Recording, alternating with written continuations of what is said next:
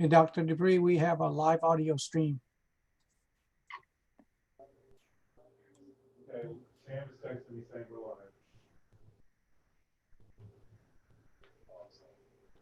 And I'm going to embed it on our website so everybody can see it. Okay, we're going to go ahead and begin. All right, Mr. President, as I turn the meeting over to you to begin, let me just express apologies for the delay. I will say it has nothing to do with the live stream that we're doing tonight. It has everything to do with a computer that was updated without proper drivers for sound, and that was just determined as we were trying to begin the meeting in live stream. So we've learned a few lessons on our end that we will check our equipment before the meeting begins in the future. So I will turn it over to you, Mr. President. Thank you, Dr. Dupree. I appreciate the effort. The whole idea is to go live stream. So here we are. And this is our first time. So it is now 6:36 p.m. and this meeting is hereby called to order. We have the presence of a quorum attending on a video conference. Notice of this meeting has been posted online for at least 72 hours.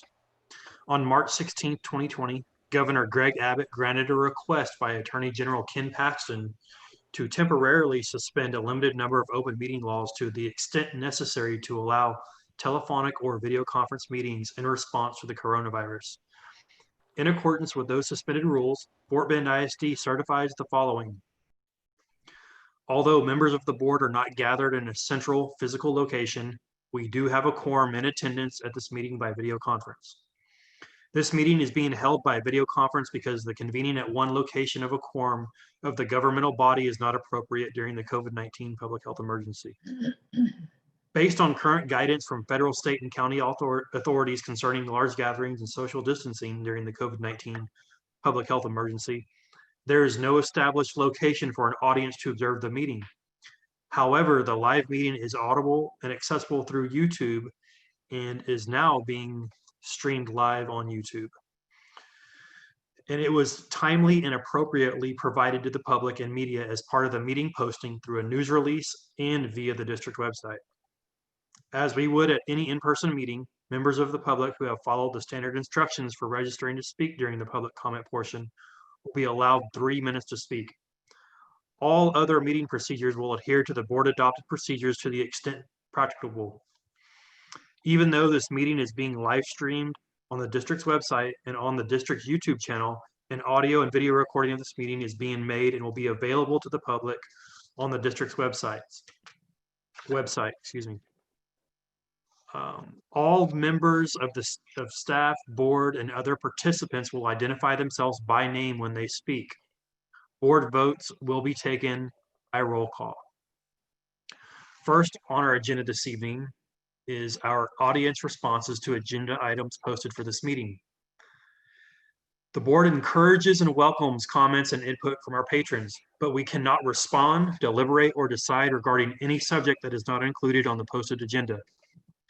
Please limit your comments to 3 minutes and please refrain from mentioning a student or employee's name when voicing a concern or complaint, as board policy provides alternative procedures through the grievance process, policies GF local and DGBA local, to seek resolution to complaints.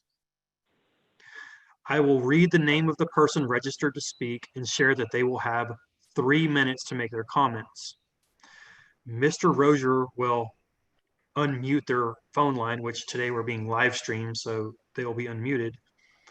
And once the speaker starts his or her comments, Mr. Rozier will announce when they have 30 seconds remaining. Once the 3-minute time limit has expired, and whether or not the speaker has concluded his or her comments, Mr. Rozier will mute their phone line and remove them from the meeting.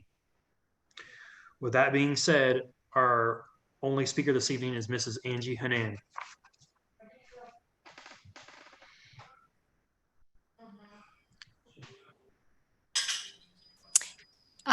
Is Mr. Rozier gonna let me know when he's timing? Mr. Rozier, can we get a confirmation?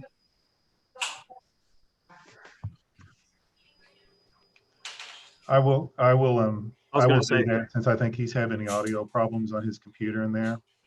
Let me do it, Dr. Dupree. I got it here. Okay. Mr. Rosenthal. I don't have my there. Hang on, let me set my timer.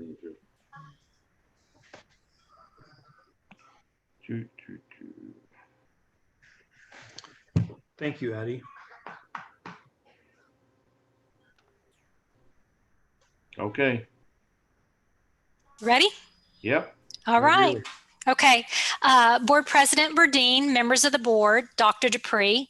My name is Angie Hannon, and tonight I want to extend my thanks to the Board of Trustees and Dr. Dupree for their leadership during this stressful time.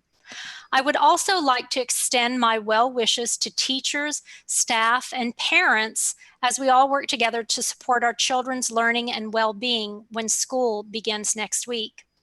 This evening, I'm here to address policy ED and EIC local. I appreciate administration's prompt response to follow TEA's guidance in the 2020 Accountability Manual and to rectify district policy regarding accountability. For students who attend programs of choice, such as an academy, state assessment results and graduation rates must be attributed to the campus where the student receives instruction. Although the state has made it clear where accountability resides, how districts assign class rank remains a local decision. I respectfully ask the board to reconsider EIC local that ties class rank to zoned campuses rather than the campus of instruction for students in programs of choice.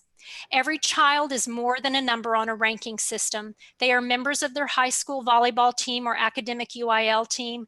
They are band or orchestra members. They are someone's study partner. They are someone's inspiration to be more than they thought they could be. They are someone's confidant. These children join their peers every day as collaborative members in their classes, in their social group, and during, before, and after school activities. My soon-to-be Dulles High School freshman is not attending a program of choice, but I know she will engage with students who are zoned to Dulles and those who are not. I know she will value her peers regardless of which program they are in. I know I will value the parents regardless of where they live. By telling a child who chooses a program of choice that they will be ranked with students on a campus where they have never attended says to a child, we do not value you.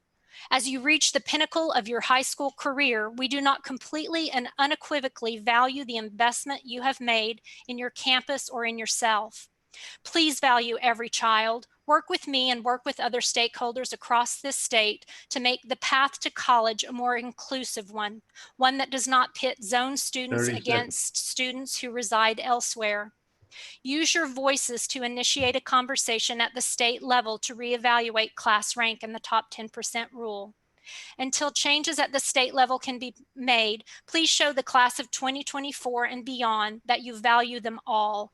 Please allow children attending programs of choice to be ranked on the campus where they attend, regardless of where they are zoned. Thank you for listening to my plea. I am grateful to be heard. Have a good evening. Thank you for being with us this evening. You're welcome. Next on our agenda is information items. First being our update on response to the COVID-19 pandemic, Dr. Dupree.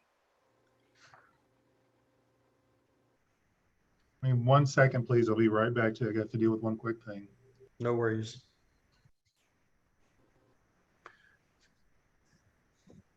I should say our one and only information item this evening.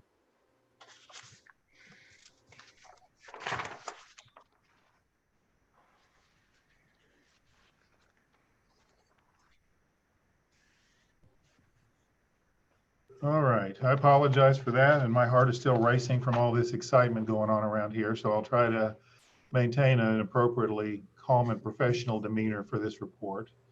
But You're good, Dr. Dupree. Suffice it to say, we've been pedaling very quickly for the last 30 minutes to get this meeting started.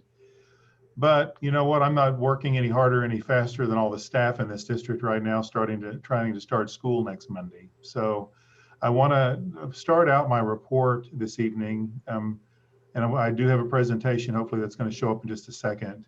I'm going to do most of the talking this evening and rely on staff where needed to fill in some gaps and respond to board questions. But I wanted to kind of give an overview because we've been dealing with this pandemic now for the last 5 months, almost 6 months. And I'm very proud, and I think that our community is proud of Fort Bend ISD and all that we've accomplished with our children, even under stress, under duress. Things haven't gone smoothly every time. They haven't gone perfectly every time, but we keep pressing forward and we have a strong plan and a strong team, a strong community, and we are doing good things for kids even under these circumstances. So with that in mind, I wanted to begin the presentation by talking about the idea that the board has for several weeks now, the last many meetings, heard many detailed plans about the year ahead. You've seen instructional programming, you've seen how we've put together training elements for staff, how we're building online tools and resources for our students. You've seen schedules and what those schedules will look like. And one of the things you've seen is that it doesn't look anything like the crisis education we were doing in the spring. We are doing a real educational program virtually for our students beginning next Monday. As you would expect, though, not everything has gone smoothly. We face some issues with execution and implementation. We have 6,000 teachers back on contract working hard. Over the weekend, I spent time talking to some teachers directly as well as some principals, and the feedback was overall positive, that people feel supported, generally speaking. And again, I'm making broad statements, but there are concerns that in 1 week, we're going to be opening school. And there's that sense of we've got lots of new tools, high expectations, and everybody, even our most experienced teachers, are all learning how to teach virtually right now. I'm hearing positive attitudes everywhere we go. Things are going as planned, but we still need to speak to some issues tonight that I want to draw the board's attention to, as well as the community's. The volume of work alone is one of the things that is of most concern to most staff. When I've asked several about the idea, do they have enough time? The answer is they have time, but they're going to be working long hours this week to make it happen. We've had a focus on social emotional well-being throughout, and we are really trying hard to make people take breaks and get the rest and stay focused on wellness. But the reality is right now we are in that sprint, that crunch mode to really learn all we can to execute with fidelity come next Monday. We know that when Monday comes, we have teachers that are going to be engaging students and building positive relationships, and they're going to be working diligently to get right into the curriculum as soon as they can next week. But we know there's still going to be some learning with students, parents, and teachers in using all the tools that are available to them. One of the things we're dealing with that I just wanted to get right to with the board this evening is staff stress. One of the things we're finding is through various surveys this summer, including one during July, and now with principals and all of us checking in with staff, we're still finding a large number of staff members, including a significant number of teachers, probably 50% or more of our teachers, who are reluctant to return to campus for fear of being exposed to the virus. We have many teachers who have stepped up and they have been noble and they're ready to get back, and their fear may not be as great. They were willing to take the risk. But what some of our staff is finding is that the isolation of being at home, quarantined, if you will, for so long, combined with the fear of being back in the workplace, has sent many staff members home on the same day they reported to work, and they're sure they just can't come back right now. These are realistic fears. You know, in many ways, our staff is no different than any other organization, but in other ways, they are different. You know, we're reflecting all of the same fear and anxiety that's reflected in society right now. And that's coming from a number of sources, of course. Some of it most personally to when people know someone in their family or a close friend that has contracted the virus, had a bad experience, or perhaps they even know someone who's passed away from the virus. And so all of this is playing out in our district. And as a reminder, we are the largest employer in Fort Bend County with over 11,000 employees. So we have a team that's dedicated to the task, but I need our community to understand no matter how much we all long and desire, just like our kids and their parents, to have our kids back in school on a normal basis, if you will, it's very challenging to make that reality happen right now, because we are trying to navigate all of the different relationships and anxieties and all the different dynamics at play among our staff and in our community. Because as you know, we also had a significant number, over 50% even of our parents expressed reluctance to send children back into the classroom. So we are beginning online, as you know, next Monday. And come Monday, students will be required to be in school. Compulsory attendance is in effect. They'll be required to participate in school activities every single day. And so we've been trying to get the word out, communicating, and really trying to get everything ready to support our students. So with that in mind, let me just kind of begin going through the primary topics I wanted to speak with you this evening. So Gary, if you'll advance the slide, please. I want to touch base on enrollment and technology devices. I want to talk about the learning centers, our special education services that we're providing, as well as our FBISD learning plan for synchronous and asynchronous learning that have to be submitted to the state. And then we'll wrap up with kind of next steps for where we're going in the coming weeks. First thing I want to talk about is enrollment. We opened a couple of weeks ago, we opened online enrollment verification for all families in our community to enroll and verify all the information about their students. As of last week, when verification closed on the 3rd of August, and I'm going to come back to that, we closed it on the 3rd because we needed to just kind of clear the system, get all the students to be accounted for, and know how many students we were missing so we would know which students to pursue. But as of last week, midnight on the 3rd, we had 61,141 verified students. We have a total of 75,481 that are enrolled. So that means 83.23% completed the online verification.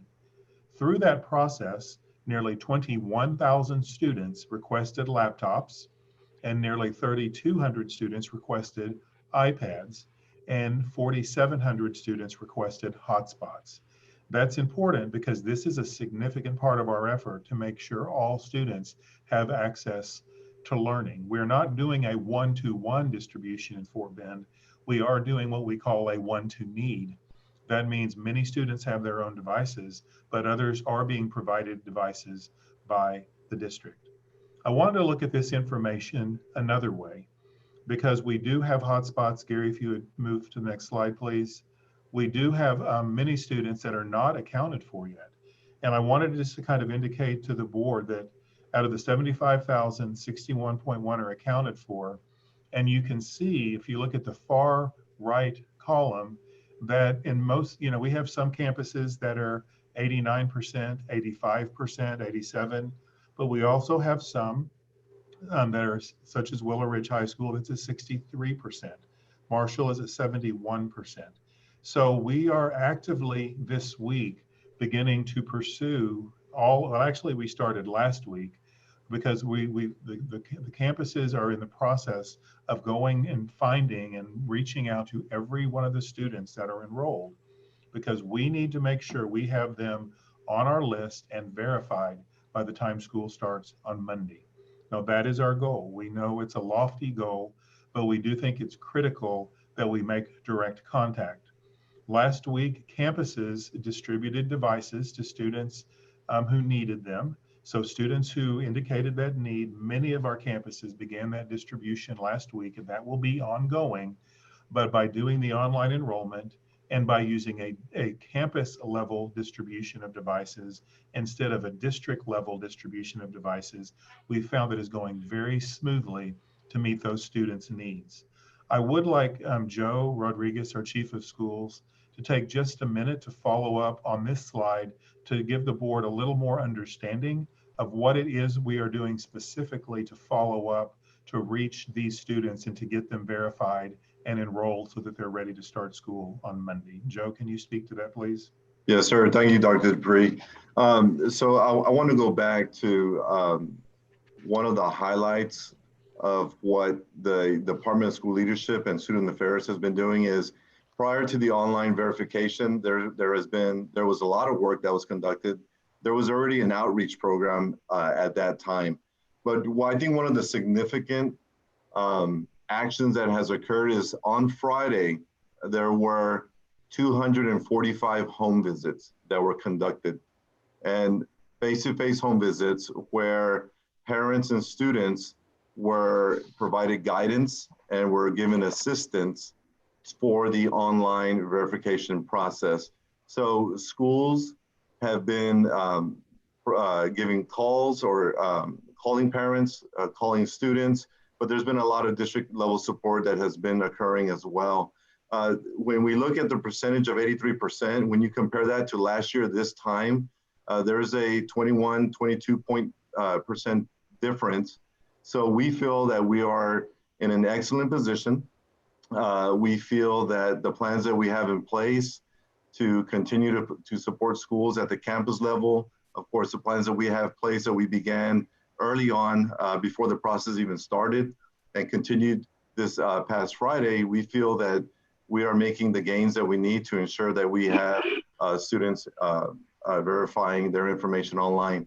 Now, once school starts, we're going to have another phase-in process in place where we're going to ensure that students are all online, that they're all receiving the education they need, and that their parents are receiving the necessary support from the school district. So we are currently finalizing one plan, but we have another plan in place once school starts, and we have to assist students and families.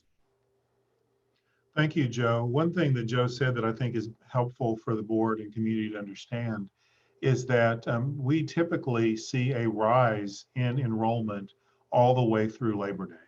And so beginning Monday, as we always do for the board, we'll be providing daily enrollment reports. And we always start a little lower, but by the time we get to Labor Day, we definitely get more up toward 100% and full expectations. Although, as I have spent a great deal of time this summer with superintendents from all over the state, we are all seeing and expecting to see a dip in enrollment. We expect that we are going to lose some students this year to other learning opportunities, whether it be private school, whether it be charter, whether it be homeschool, due to the pandemic. And so we're not wanting that. In Fort Bend, we have really gone above and beyond to make sure that we can serve our students. Any student, we've been openly appealing to students and to their families to leave their students in Fort Bend, knowing that we're committed to serving them online and through all the community partnerships that I'm going to talk to a little bit more in just a minute. But for now, I just wanted to kind of close this slide and let you know we're on top of this. We're working to get more students, and we'll continue to provide updates on this even again next week. On a related note, Dr. Dupree, just want to update you is that as of right now, we are at 86.12% verified. very good, even better. That's very good. Thank you, Long. I appreciate that update. Well, so we did reopen. I should probably let the board know we did reopen last week on Friday due to the campus's efforts so that more families could come in and get verified. So I appreciate that. You're bringing that up, Long. Thank you. All right, one way that we're really working to serve our community is through the Learning Center concept.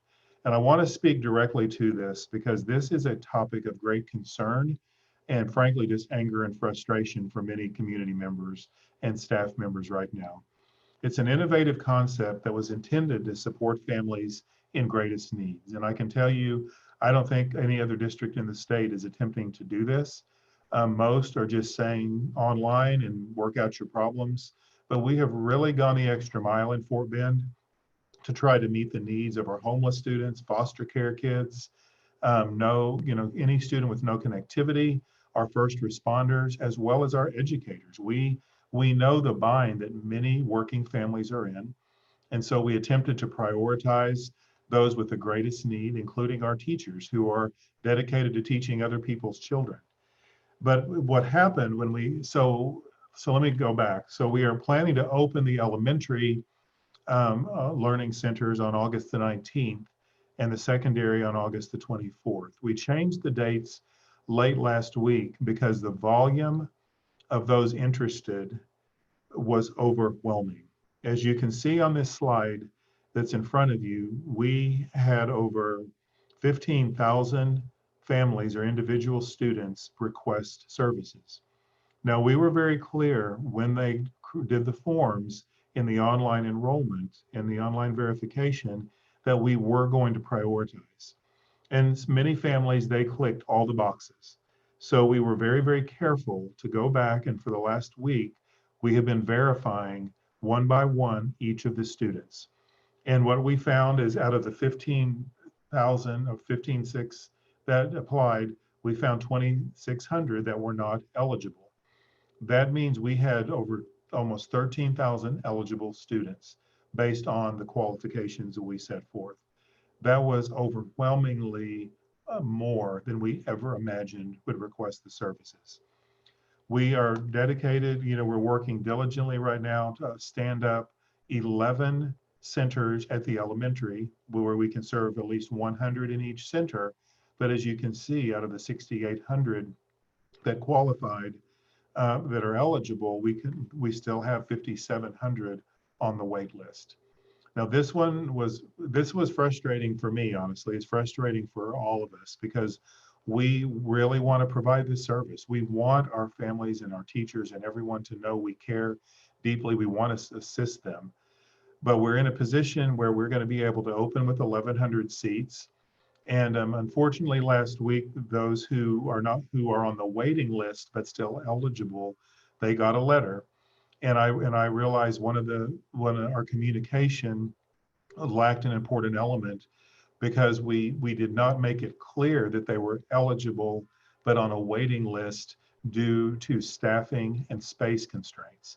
And I think had we done that and made it more clear that they are eligible, we want to serve them, but there were some constraints, I don't think the anger and frustration would be so high.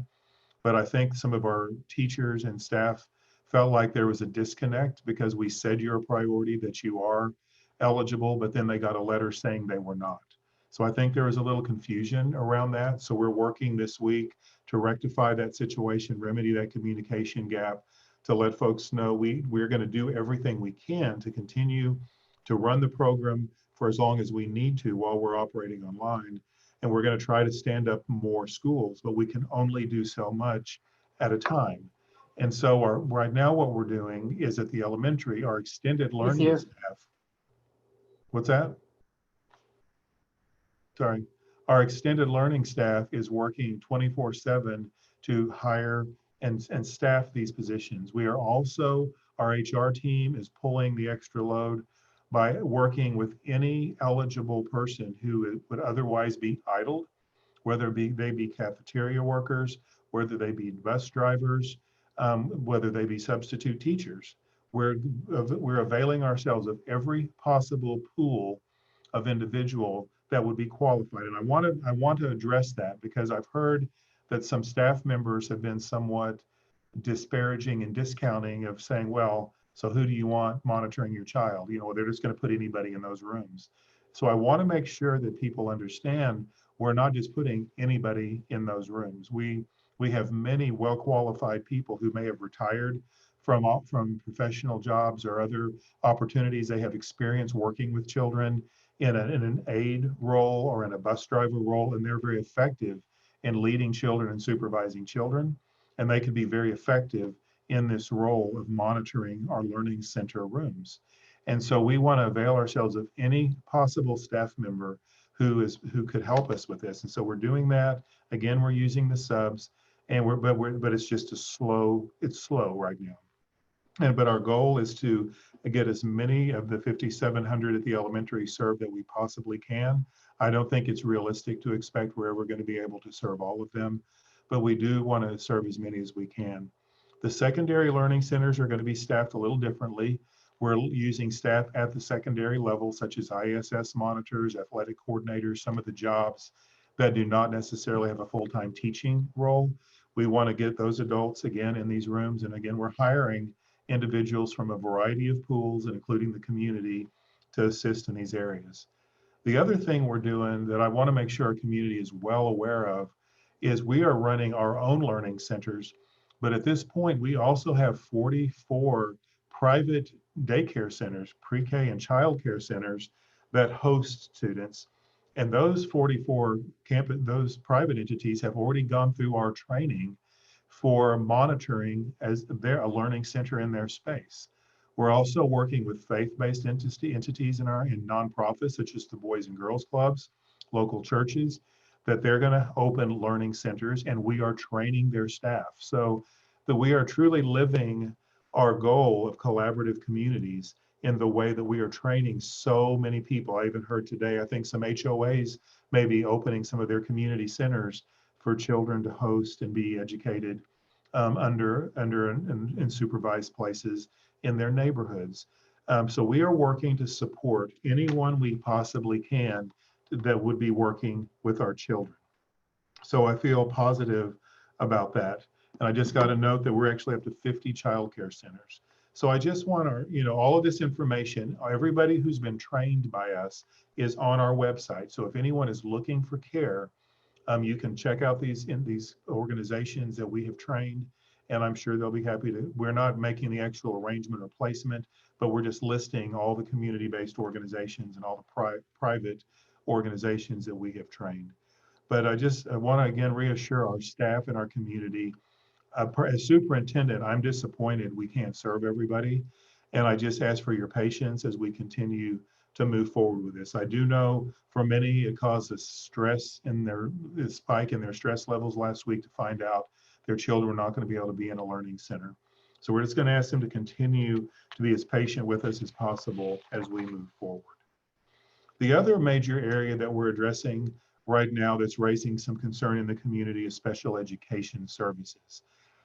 This is another area where we in Fort Bend kind of stepped out bigger and bolder than most other districts, honestly. We said early on when we were online, we were still going to have special education students in our buildings for those who needed it. And I think our team has done a remarkable job of making that happen. But here's our reality. As I addressed earlier, we've got a lot of children who need their needs met in a face-to-face special education environment, but we do not have teacher availability or in many cases classroom aid availability to meet all of those needs. If you look at the numbers on the slide in front of you, you can see at the elementary level, we have a total of 4,000 special education students. Now that includes everything from speech to resource, some of the less intense programs, to the more intense and extreme, heavier programs as well. But what our team did is they worked to identify out of those 4,000 through very careful screening and very careful analysis of individual education plans. There are 710 elementary students that we believed need to be served face-to-face to make sure that they're making progress, that they're having access to their free, appropriate public education, and to have their individual education plan met. Out of those 710, 332 parents agreed to allow their children to come and be served in a face-to-face environment. So you can see the numbers are relatively small overall. And then that is at the elementary level, it's with 92% of all ARDs completed. The ARD, that's the meeting that all special education students have annually to determine their placement in their individual education plan. So we're nearly complete. We're expecting to serve a little over 300 students face-to-face, but we are still facing challenges staffing those classrooms due to teacher anxiety about returning to work in a face-to-face environment. So we have declared our special education teachers that we need as vital employees. Now, some have expressed concern about that because they feel like we're attempting to force them and force their hand and put them in an unsafe environment. Again, I think Fort Bend has done a remarkable job of demonstrating care, compassion, every step of the way toward our staff and toward our students. And so we are very much trying to avoid negativity. We want to maintain a high morale. We want to maintain our teamwork, and we want our teachers to feel valued. So we're very gently trying to have conversations with them to compel them to work with these students in these classrooms on a limited basis. We have all of the safety and health protocols in place to protect teachers to the best of our ability. And we have some teachers that are willing, and we have some aides that are willing, but we are asking more directly many of our teachers, especially in special education, where they are most needed, to come to the classroom. And so I just want you to know those conversations are taking place. Some teachers don't appreciate the level of the conversation because they do feel like they're being pressured. and that is not our intent. Our intent is simply to let them know they are needed, that the students need them, and if there is any way they can find it within themselves to come and work with these kids, we need them to do that. But regardless, we are going to be working to put together programs. And what that means, though, is some students may not be served at their home campus by the teachers they're most familiar with. And I don't like that, and I know parents don't like that. But I just want to continue to reinforce the fact that we are doing the best we know how to do to serve our students in the best way possible. As you can see at the middle school level on this slide, if you go down the count, we had 212 students that we recommended face-to-face to make sure their IEPs were met. 66 parents agreed to that, and all ARDs have been completed at the middle school. At the high school, we're a little further behind on the ARDs, only 24%, but we also only have 181 students that we would like to serve face-to-face. And as of today, 42 of those have agreed to that service in face-to-face. So we're continuing to do this. I would say the other calls and emails I'm receiving are very challenging because we know that many of our students identified for special education services, we know the impact that every single year and every single day makes in their development. Really, just like every student, but our students with the most unique needs, to really help their full potential come out, they need very special and unique services. And so I know some parents feel like the individual education plan for some of the students is not as robust as they would like it to be. And to those parents, as I visit with them, I remind them we are working under very unusual constraints, and we are determined to serve your child, and we're going to get them in there, and we're going to teach them and do everything we can, but we cannot promise things we know we cannot deliver. So we're working through the ARD process very carefully to do everything we can to stay compliant with FAPE, to make sure IEPs are met. But we also know there's a degree of frustration with some of our special education parents, just because they know what their child needs and they know what they would like for them to have, and we join them in that. But it's a very challenging time to deliver on all of that right now. In terms of the FBISD learning plan, we had on tonight's agenda. Well, let me go back. On the learning centers, I want to just add that we did expect on tonight's agenda, we had an item for the board to consider approval of allowing the district to serve children of staff members that are not enrolled as Fort Bend ISD students. We were hoping to provide that service, but due to the overwhelming response by our already enrolled students and our inability to serve their needs, I've asked the board to pull from consideration tonight the item related to expanding services to non-FBISD students of staff members. And I regret having to make that choice, but I think we don't need to overextend on that any further than we already have. So we're pulling that item from consideration tonight. We've also pulled two other items related to approval of the synchronous learning attestation that's required for submission to TEA, as well as the asynchronous learning plan that we need the board to approve before we send those to TEA.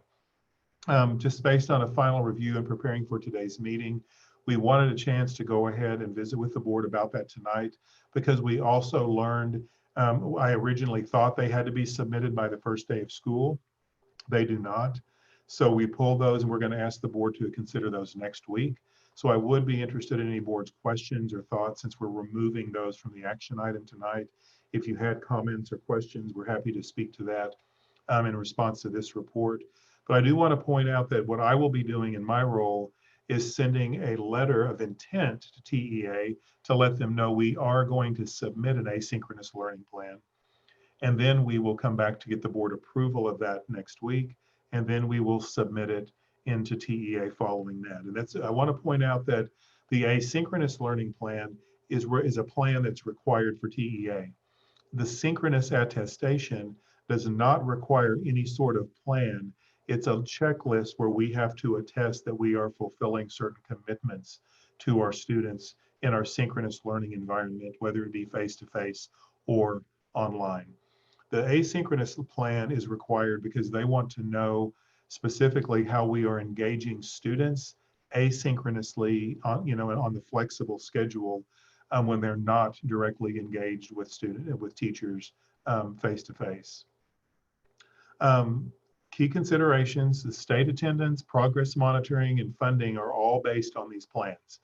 In the PK2 grade level, they are only using asynchronous learning. We're going to get funded for asynchronous only because the TEA does not want us having the youngest children sitting in front of computers for hours to get the hours required for synchronous learning. And then, as I mentioned, the attestation of synchronous is what's required for us to get funding. So again, we'll be back next Monday seeking board approval on those plans. So to kind of conclude my report this evening, next week it's going to be a big meeting. Well, Monday's a big day. It's the first day of school.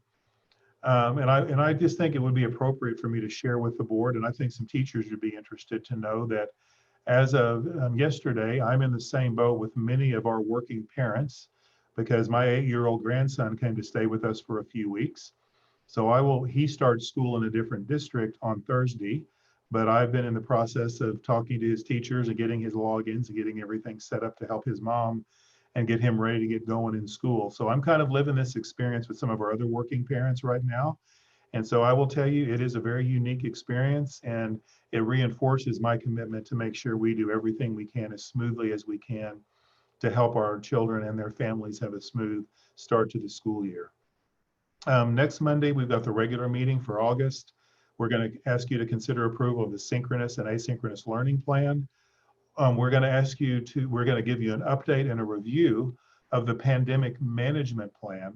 This is the list, the matrix we're putting together of the triggers, the metrics, the measuring points we're going to use to determine whether we are doing online or face-to-face or a combination of all those two learning methods in our district. The team has done a remarkable job of developing this plan. It's got, the green, yellow, red. It's got all the matrix. It's got responses to the various levels. So I'm very excited about getting that to the board and sharing that publicly and getting your feedback at next Monday's meeting. We'll also begin the conversation in relationship to the pandemic management plan. We'll do a brief conversation on kind of our transition to face-to-face learning, when that should occur, right? We don't know today when it's going to occur, but we want to start talking about when the indicators say it's time to begin that, what the process will look like. And then we'll also provide another verification of enrollment update at next week's meeting. So with that, I'd like to turn it over to you, Mr. President, and we're happy to respond to any questions the board might have. Thank you very much for the update, Dr. Dupree. Mrs. Kristen Tossan will be our first up to have a few questions this evening. Go ahead, Mrs. Tossan.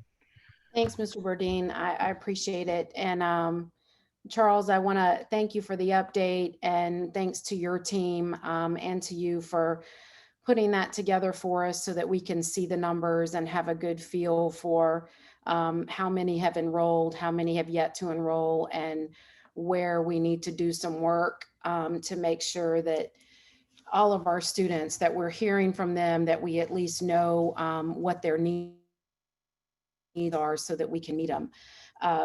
The last board meeting we had, I started by expressing thanks, and I want to start my comments with that, because I really, especially with some of the comments or some of the feedback, not all of it, that I get from the community, I don't think people understand the magnitude of what you and your team and our principals and our campus administrators and our teachers and everyone in the Fort Bend ISD team is having to do right now to get ready for this undertaking that's going to happen on Monday. We were one of the first, if not the first district to come out and say we were going to do online. We had a medical panel at our meeting to try to question and to be as thorough as possible to make sure that we were doing the right thing for our students and for our staff. None of us took this lightly. I certainly didn't, having to at least start online. We have a community and maybe a state and maybe a nation that is split almost down the middle with how we should be doing things. Some think we should go back face to face. Some think we should be 100% online. Some parents want choice, which I would certainly be the first one to want to give them, if that were at all possible, from the feedback and the advice we've been given. And it's certainly something that we want to phase into, as we've said many, many times at our board meetings this summer. But I don't think people realize what it has taken to get something like this up and running. And so I want to thank you. I want to thank everyone listening, and even those who maybe aren't listening, who listen later, for that. And I also want to thank you guys for going above and beyond to offer or attempt to offer learning centers and to offer face-to-face for our most vulnerable students. No other district has done that. And maybe the reason they haven't is because of the challenges that you guys have met along or have faced along the way. Because it's going to take a lot of work, and it takes a staff that's willing to show up and to have face-to-face learning for these kiddos. And so I know it's been a challenge, but I think it was a lofty goal. And I appreciate that this district has been a leader in that area, as we have in other areas. And so I applaud you guys for working through that. And I know it's not at the level that we wanted to be able to offer it. And I know it's not at the level that many parents would like for us to be able to offer it. So as a trustee who bears the burden of some of these decisions, I would ask for patience from our parents and some understanding as we try to work through all of this. And with our goal always being getting your kids back to school.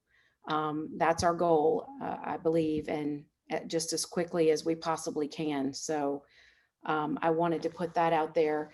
I would also, I've always advocated for teachers. I think that's been obvious, whether at the local, state, or federal level, and I will continue to advocate for teachers. I will always advocate for teachers. And I've also been an advocate for all of our students, but particularly our populations who are most vulnerable, our special education students, our at-risk students. And I'm very torn because I know that there are students who simply can't do without, they just can't do without that face-to-face learning. I have one of them in my house. I know a lot of parents who have students in their homes, whether it's our special ed students or those students who are really in need of the learning centers because they're homeless or because they're in foster care. And I know it's a scary time, and it's a scary time in our house because, you know, my daughter's vulnerable and has low immune system, and my grandmother is, and my mother is, and I think we, you know, many of us know people who've had it or who have died from it, or who, and it can be very scary. But, you know, as a board member and a leader in this district, I'm asking those teachers who don't have pre-existing conditions, to do what you can to help these kids. I know it's a scary time, and I'm committed. I know Dr. Dupree is committed. I know this board is committed to making sure that we have the safest environment possible. And I just know that these kids need you. and they need you all the time, but they need you now more than ever. And so if it's at all possible, for those who can, I'm hoping that we can get teachers who are willing to teach face to face. One of my questions, Dr. Dupree, we've had some community members ask about the learning centers and how we prioritize students for those learning centers. And I know you talked a little bit about that in the update, and clearly the numbers show that we had an overwhelming response for need, and we're just not able to meet that. Can you talk a little bit about how the students were prioritized based on need, and help our community to understand kind of how you guys went through that vetting process? Yes, ma'am. I'll get started and I'll ask Dr. Anthony Delicato to follow up with maybe a few more details. I think the important thing to notice is, as I showed on the slide, is this: if I speak only to the elementary, we had 68, almost 6,900 eligible students that fit into the priority categories.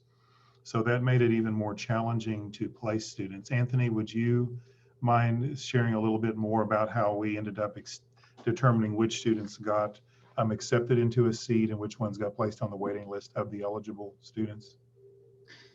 Yes, sir. We focused with, of course, verifying and vetting all those that had checked that they were in one of those priority categories, and so some were not. But we had a pretty, tight process to make sure that those that were indeed meeting one of those, at least one of those 4 categories, at that point were considered. And from that point, Kelly Keegan and her team then prioritized to fill those seats. Again, we have 11 learning centers. We're trying to cap those at 100 seats per building, just to make sure we can safely social distance everyone. So that's where the 1,100 we're at now. Kelly could probably talk a little bit further about any other vetting processes from there. I know we really tried to make sure that we made, no one was able to get a seat that was not in one of those priority tiers. Kelly, is there anything else you care to add? Kelly's our Director of Extended Learning. She's on the call as well. As I do, Kelly and Anthony, what I hear Ms. Tassan asking is, among the eligible, how did we determine which ones actually got a seat? Right. Yep. So I know we took into consideration the information that we had, and then also when they applied. So we had a process when that is, involving that as well. Kelly, would you Kelly, like to speak to that, please? Kelly, could you speak? Yeah. Yes. So for the, we have, like we said, the priority groups that we had, when that information was coming in through Family Access through the enrollment form, that information is also time and date stamped. And so we're able to look at the priority. We went through and vetted that list in terms of the role that they had, as well as their essential worker status. And so as we were actually going through and looking to see when things were coming in, we were assessing the need by feeder pattern and by campus. And then we're going in and plugging in based on the time that the applications were submitted through that readiness form. So we gave some priority to when they applied. First come, first serve, so to speak. Yes, and because once it got to within the roles, we had to have some way to differentiate certain district staff from others. So have we ensured, give me an idea, have we ensured that every student who's designated homeless has a spot? There has been conversations about that, and I've been working with that team. There has been very little interest that has been expressed at this time, but we do have a daily communication in terms of those students that apply that are listed as homeless status or as foster care students. And so when we get that there's a comparison between the lists of what we have from the district. The applications are currently coming in for all of those. And comparing that with what we have listed from the readiness form that parents responded to.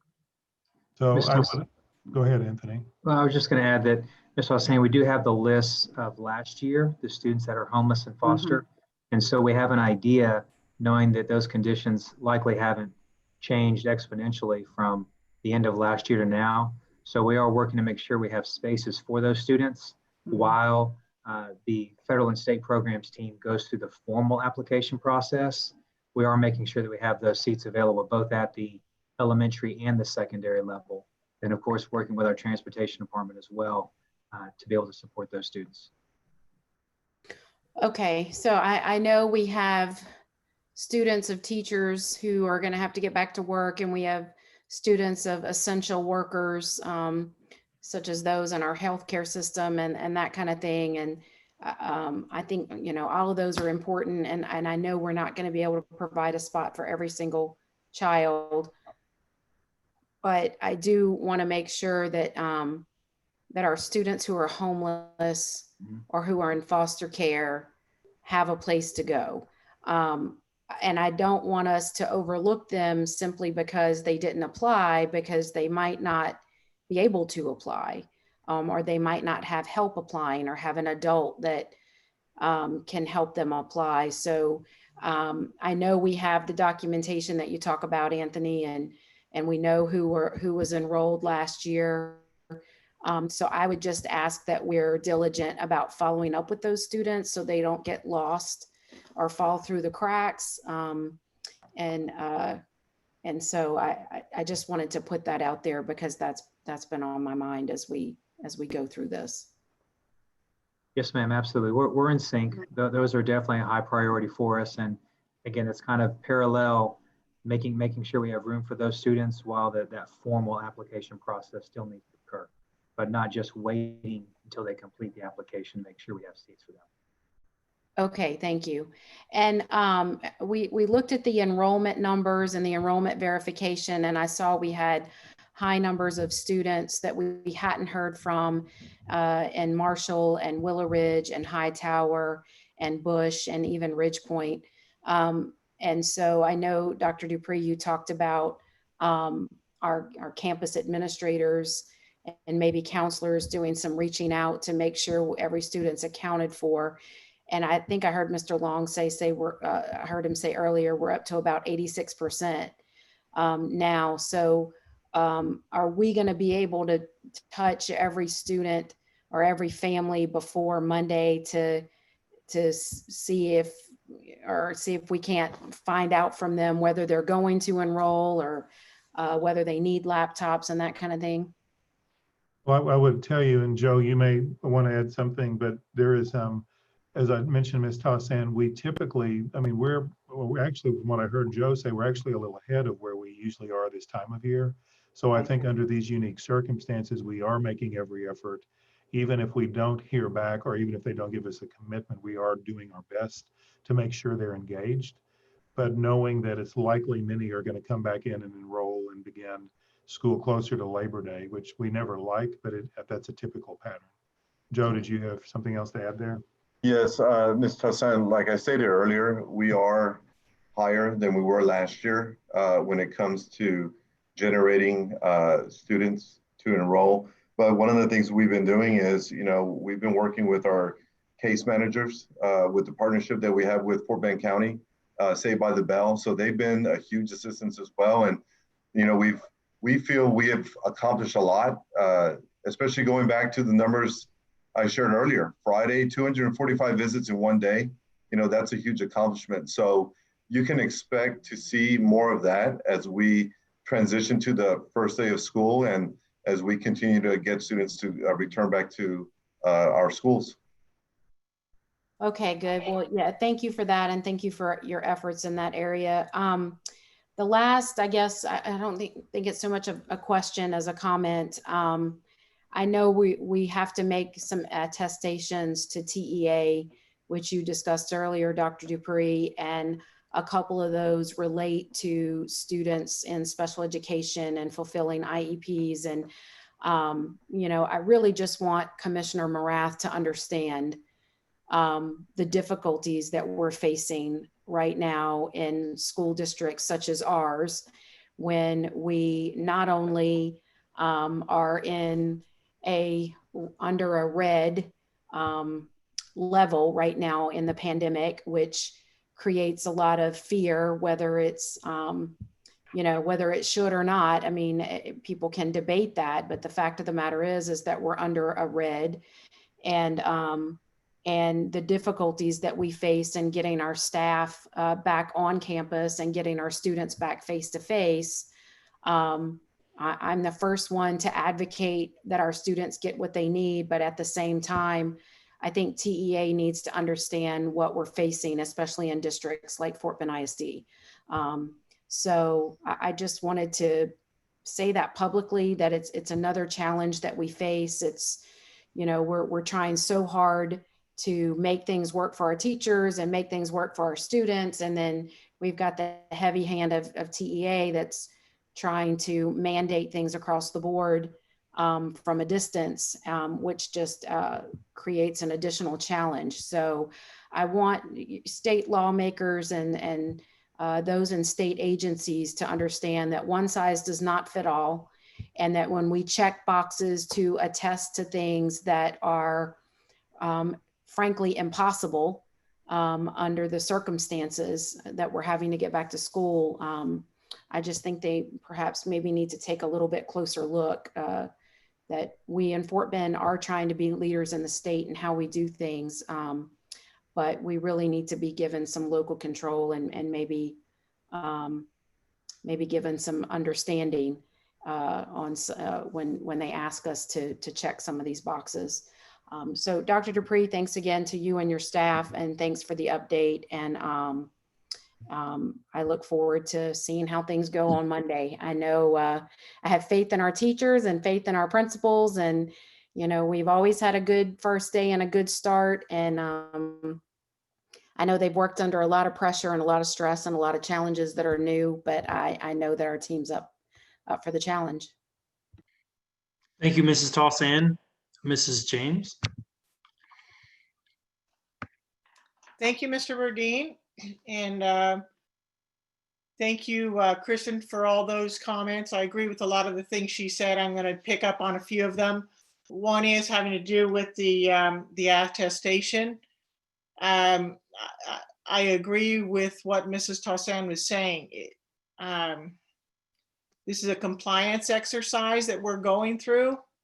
We need to give it our best effort. We need, and I know that the staff is working really, really hard to provide the best opportunities for all the students. But I do think the TEA needs to realize we have to build up to this. We have to build up to excellence. We have to build up from ground zero to what we want it to look like in the end. And we have some constraints on us because of the situation in our county and our community. And I think those are real and they can't be ignored. And I feel we have to communicate to the TEA that we, the safety of our community and the safety of our staff is more important than a compliance exercise and checking boxes. So those are my comments on that. I don't know if anybody has anybody from staff has any response. Deanna, Beth, would you all like to speak to that? Ms. Williams, would you like to address that? Stephanie? Yes, thank you, Deanna. Ms. James, I do agree that the attestation and the plan that are requested by TEA are compliance efforts, much like the district improvement plan has compliance criteria. What I would want to point out is that what is being sent to them does meet the rubric that they have requested. In addition to that, in Fort Bend, the comprehensive plan outlines an instructional learning framework that aligns directly to the goals that the Board of Trustees has set in Fort Bend, like developing students as owners of their learning. And the work that we're doing with teachers, while it will take time to transition into the online environment, will support instructional strategies around formative assessment and developing student ownership. And that framework is outlined in the comprehensive plan and the training that our teachers are getting, along with progressive monitoring protocols, just starting with getting teachers into the system and transitioning their instructional expectations into an online environment. So while TEA is requesting the what, that compliance piece, As always in Fort Bend, the how is clearly defined by our board goals and our instructional priorities within the curriculum. Thank you, Mrs. Williams. I appreciate that. And I appreciate the hard work that's going into the how. That is that's very evident, and reimagining Fort Bend ISD is a monumental task, and you guys have been working really, really hard, for a long period of time, for months and months now, to make it happen. And I really appreciate that and value that, and I do recognize it. I do recognize it. It's just those types of forms cause me annoyance when it says, well, are you doing this? Yes or no? And the reality is, okay, well, just check yes, but it's meaningless because it's what's behind it that matters, I guess. And so anyhow, that's my comment on that. And I really do appreciate all the work that's going on. I think that the learning centers are a great idea, and I'm glad to hear of our innovative effort in that. And I recognize we're going to have to, and I guess I've gathered over the last couple of weeks even that the effort to staff those and the creative ways that we are going about it has just grown and grown. And we've used a lot of innovative thinking and creativity to find solutions for the staffing. And I think that's really terrific. And I appreciate that. And I want to, those are the things that I want to hold on to as we're making the difficult decisions, because what Mrs. Talsan alluded to, and several of you staff members have alluded, Dr. Dupree did as well. We didn't allude to it. You'd flat out said, we cannot serve all the students who wish to be served in our learning centers, in our special education face-to-face, in really any of the environments, in those two environments in particular. We just can't meet the need. We don't have the staff that's willing to meet that need. And I respect that. I respect those staff members who say, I don't feel safe. I don't feel comfortable. I don't understand. I don't know what's going to happen. There's too much uncertainty. I respect those people who say that. And I agree with Mrs. Talsan. For those that can, if you're available, if you can, please come, please help us, because we want every child to have the best opportunity and the best education. But then on the other side of that, we have a commitment to we have a core belief and a commitment statement that says that we'll provide a safe, a positive culture and a safe working and learning environment. And there's some uncertainty in that, in the physical safety of our buildings. There's some uncertainty in the mental health and the mental wellness of people if they're working and they're afraid, or they're afraid of their environment, or they're afraid of the people that they're working with or that they're in the building with. And I respect that. And I respect the people. I just think it boils down to folks have to, if they can show up, they need to show up. We need them. And I think we've clearly said tonight that we need everyone who can make it happen. I also, though, will say that just as a reminder, I listened to the leadership launch with Simon Sinek. I guess it was only 10 days ago. It seems like a month ago, but I think it was only 10 days.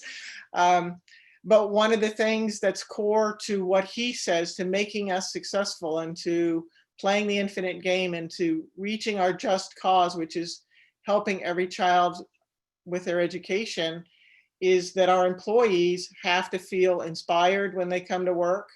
They've got to feel safe mentally and physically when they're there, and they've got to feel fulfilled when they leave. And that will help us to reach our goals. And I just think that we have to have the long view in this, and we have to build up trust, and we have to, if we have a small percentage of employees on certain campuses willing to come back, we have to build up trust on those campuses, and we have to show them how we are taking care of the building, how we're cleaning, how we're taking preventive measures, and then we just build the trust and have the long view, because we all want the same thing, but we can't do it without our staff really buying into it. We cannot succeed in transforming and reimagining Fort Bend ISD without our staff fully buying in.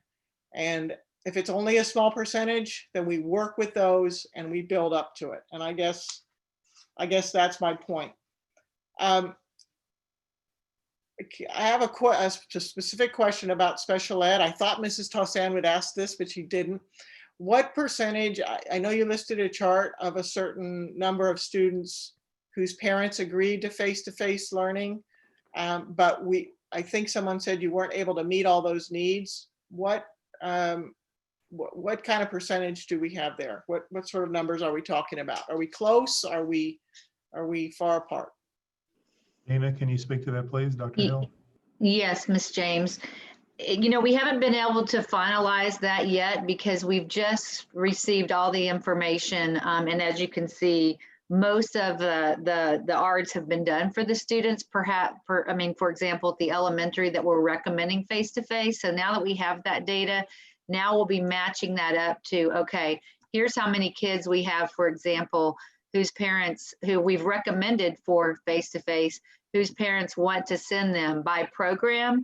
And then we'll need to see, okay, are those teachers on this campus willing to come in to do that? So we're working through those matches. If you could, if you understand what I mean by matches, like how many want to come, is that teacher coming? And so we don't have that information exactly. The good news is because we do have most of our elementary arts finished for kids for face-to-face that we're proposing face-to-face, we'll be able to start matching those up at the elementary in the next couple of days. We're still working through high school to get those decisions and those recommendations done. But I do feel like by this time next week, when we come back to the board meeting, we'll be able to have some more definitive numbers based on how many we've recommended for face-to-face, how many parents are coming, and how many we can actually serve based on teacher availability. Okay, so that's great. So that's a great point. So parents are still going to be hearing more about what the plan is in the upcoming days. And again, we need to be cautious that while these are our goals and this is what we want, we may not be able to meet everybody's expectations in exactly the way that they would like, or even how it was discussed specifically during their ARD meetings. Is that what I'm understanding? Yes, ma'am. It's still a fluid situation. And so, we're trying to do the best that we can by keeping kids on their home campus if their teachers are there and willing to come in. But if they're not, and we can place the child at another campus to get that face-to-face instruction, and the parent wants to do that, we'll certainly consider that as well. It's just trying to make all the matches from the kids that want to come and the teachers and the pairs that are available to be there. Okay, that's great. So thank you for that, and thank you for working hard to get the right matches and the best education opportunity for those kids. And I will reiterate something Mrs. Tossan said. Our homeless populations, our foster kids, we really have to go the extra mile for those kids as well. And I know the situation is very fluid, and I just want to emphasize my my support for that effort. We can't, the kids that don't have a voice, we have to speak up for them, and we have to make sure that they don't get forgotten. So I also heard, I think, let me see if I understand this. So everybody is starting school on Monday virtually, and even those that are in the learning centers are not going to be physically present at a learning center. Is that my understanding? Is that correct? Yes, ma'am. The elementary learning centers will start the first Wednesday, which is the 19th. The 19th? Yes, ma'am. Okay, so even if a child is signed up for a learning center, they need to be online on Monday. That's what the plan is. Correct. Yes, ma'am. Okay, which should be no problem because we're distributing devices and so forth. So, okay, and I guess those are my, I guess I have one other question. Mrs. Tosan kind of brought this to mind as well, because at our last meeting, we had a number of representatives from our medical advisory team at our meeting. Are we continuing to work with them, and are they continuing to give us advice about workplace safety and returning to the workplace? Yes, they are. And you're actually going to hear a more a direct impact of their work next week, because they're also helping us develop the matrix that we plan to use with the triggers and those things. So we met with them last week to kind of review that. They've continued to give feedback on our wellness and our workplace well-being, like you mentioned. So yes, and we're actually going to, and we'll get into detail on this next week. We're actually expanding that task force to a degree as well to include other voices other than just the healthcare individuals. Okay, well, that's great. And I am definitely interested in hearing about those triggers, because that, I think, when that framework comes out, I think it will provide a high degree of authenticity to our desire, what we're saying about safety, and this will give some authenticity and really some teeth to it. And I think that it will be a good demonstration to our staff and to the community about how seriously we take everyone's safety and well-being. So I'll look forward to that conversation. And once again, I just want to say thank you so much to everyone for your hard work. And this is not easy, and it's somewhat controversial. And I just appreciate everyone's efforts, and let's keep going. And it might not be, it's not going to be perfect. It's not going to be everything we want it to be, but we'll scale up to it. We'll build trust. We'll get it going. We'll get started, and then we'll build up to what our vision for it all really is. And I have confidence in the whole team that we can do that. So thank you very much. Thank you, Mrs. James. Mr. Rice, whenever you're ready, sir. Thank you, Mr. Burdine. Dr. Dupree, did I understand correctly that we've had 20,000 requests for laptops? Yes, sir. Long, can you speak to that specific number? But it's at least that, sir. Yes, sir. Together, well, iPads and laptops, we have requests at 23,774, sir, as of last night. And I know we handed out, so I guess I'm confused, because in the spring, I thought we handed out a computer or a laptop to any student who requested it. Yes, sir. And then that was only 7,000. Yes, sir. In the spring, what we did was we handed out to family, one laptop per family for every 3 students. This time, since we have a synchronous requirement of 4 hours minimum of instruction, then almost every student who needs one, we will try to provide one. So the students that got them last spring, do they still have them? Do we Yes, know sir. they are? Most of them still have the laptops we collected from graduating seniors, as well as those students who withdrew from our district. So we need another 23,000? Yes, sir. And however, if they are requested a duplicate, in terms of if they already have one that's tied to the student name in the Skyward, we only, we ask them to use that one instead of sending out a second one. Yeah. So do we have 23,000, or are we going to have to buy them? We do have 23,000, sir. We do. Yes, sir. As a matter of fact, our staff within the last 5 weeks, we gathered close to 44,877 devices, laptops and iPads. Okay.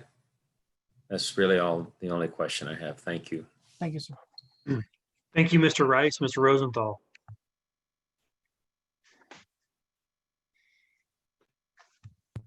Yes, thank you. Charles, First of all, thank you for pulling that attestation because, reading through the first couple of statements, I know we say we're doing this and we're doing that, but at this point in time, I'm not sure that I could really sign off on a couple of those things because I just don't know. And I just don't know how we're able to do that totally online. So I think Kristen's point and Grail's point about, this is just an exercise and the TEA needs to understand that what we're trying to do here just may or may not line up exactly with what they're asking. So thank you for pulling that for now. My other question is, when we're talking about staff returning, in your conversations, in the feedback that you're getting, do you think that there's a point in the progress of the virus or what people think the status of the virus is here in Fort Bend, whether it's a code red or not? What are the comments? What's the feedback you're receiving? And is there a point where you think people will start to feel more comfortable, staff will feel more comfortable in coming back into our buildings? Yes, sir. I'm going to be honest. I do believe there's going to be a point where that will take place. It's impossible to predict, but this is why I want to keep coming back to what we're going to present to the board and very publicly next week with our pandemic response matrix. And as I told the team that's putting that together today, what that will give us is an objective, data-informed document that'll help us indicate where we are as an organization. Right now, really since the beginning of the pandemic, we're having to operate off of feelings and beliefs because there is so much question and debate about reliability of any data, whether it be scientific or not. And I don't want to get off into that because I think there's views on both sides all around that. But our team has done a phenomenal job of compiling indicators that represent what's actually happening on our campuses and in our district. And I think if we use that objective data, then there comes a point, it's not just about feelings, it's about this is reality in our organization. And then that's when we start turning the corner of asking folks to report back to work. And it is going to come a point where it's clear that conditions have changed in our community and there'll still be a degree of fear, but there comes a point we're going to need to ask them to have that documented if they're not going to be able to come to work. Right now, there's a limited number of folks we're asking to do medical documentation. I think that could potentially increase for some who might still be operating from fear more than a true health condition or anxiety about it. But again, we want to turn this corner gently to keep in tandem with our staff and their feelings and their views. But yes, I do believe there's going to come a point that people are going to need to feel, they're going to either need to feel comfortable or we're going to have to ask them to document why they're unable to come to work. So do you think that, again, I know you're going to present something different next week, but do you think that if Fort Bend County or this area wasn't perceived to be in a code red, do you think that would help alleviate some of the fear? I do. I think part of the issue we're dealing with, though, is Harris County is also, considered a hot spot right now. And I think we have so many people, first of all, we have a part of our district is in the city of Houston. And then we have many people live in Harris County. So I do think that the data coming from the county level is driving some of that anxiety. And that's always going to be part of our reality. But I think it's important that we always pair that with our own objective data that will always consider what's going on in the greater environment around us. But we also have to look, as I've said several times, and I don't know if I've said it to the board, you know, our district, as large as we are, we're not the largest land mass in Fort Bend County. Lamar is much larger than we are. You know, we're a portion of Fort Bend County, and we're certainly an urban and suburban density of people in the county. So we have to be mindful of that. But I don't know that the county equals Fort Bend ISD. So we'll always have to consider what's happening around us in Harris and Fort Bend County. But I think we need to partner that with other components of our own local, you know, in organizational data as well. Okay, thank you.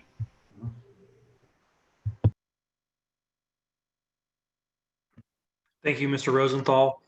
Mrs. Tossin, did you have a quick comment? Yeah, thank you. So this was just a point of clarification. I had asked earlier about how we prioritize students in the learning centers, and I had a question sent to me. I think there was a misunderstanding that you guys prioritized on a first come, first served basis only. But I thought what I heard was that you sorted them into groups based on maybe homelessness, foster care, student, child of an employee, child of an essential worker, and then within those groups, they were prioritized on first come, first serve. But that didn't mean that you filled the centers strictly on a first come, first serve basis. Is that correct? Yes, ma'am, Ms. Dalsan, that is correct. Okay, so as I was saying earlier, we need to make sure that our students who are homeless have a spot and our students who are foster care have a spot. So we're looking out for those students first and foremost, regardless of when they applied. Yes, ma'am. We have those numbers from last year, so we're able to anticipate what the need is, even as they go through the formal process of reapplying. And as we continue to reassign staff, we will make sure we have those seats available for those individuals because we know it's a great need. Okay, thank you. And then how are we prioritizing children of our employees versus children of essential workers? How are we prioritizing which of those students would get a spot within the learning centers? Yes, sir. Yes, ma'am. We know that taking care of our staff is very important. And so we are definitely making sure that we have as many spots as possible for our staff as well, because we know the more we can take care of our staff, the better position they're going to be to take care of our students. So let me see if Kelly has anything else she wants to add for that. Well, let me jump in as Kelly lights up her camera. I want to make sure that I understand this, and just so that we're making sure that Ms. Tossan and the community listening. What I understood is that all the eligible individuals were, you know, all those individual groups were carefully screened, and then we went in order of first applications. Yes, sir, that's correct. Not by pot, not within each category, but everybody, whether it's a first responder, teacher's child, any of those, it was then by first come, first serve. Is that right, Kelly? Yes, so for the different priority groups, we have, when they were coming in, so we were sorting primarily by district employees first, like Anthony had said that was our highest need, but we were looking at all of those priority groups with our, our homeless status, our first responders. So it was each group that was focused on based on the date that they came in, but we did separate out for the number of district staff that were supporting instruction within the schools and the feeder patterns that they applied to. And I think I also heard it very clear that you also separated homeless out from the beginning as well. That is make correct. Sure that all of those children had seats. Yes, and like we had stated that we know those numbers to be able to anticipate the need for that. And so we're having regular communication to make sure that we have spots for those students as they continue to go through that process. But if you had a first responder and then you had a teacher, did you divide those into separate groups, or did you take first come, first serve just in order for those categories? The priority was district staff that were supporting instruction. And so that was that highest group that was filled at each center. It depended on the numbers of who actually had responded and completed that form. And then after that, we went in and added with the medical workers and first responders that were had completed it based on that campus, on their child's campus and feeder pattern.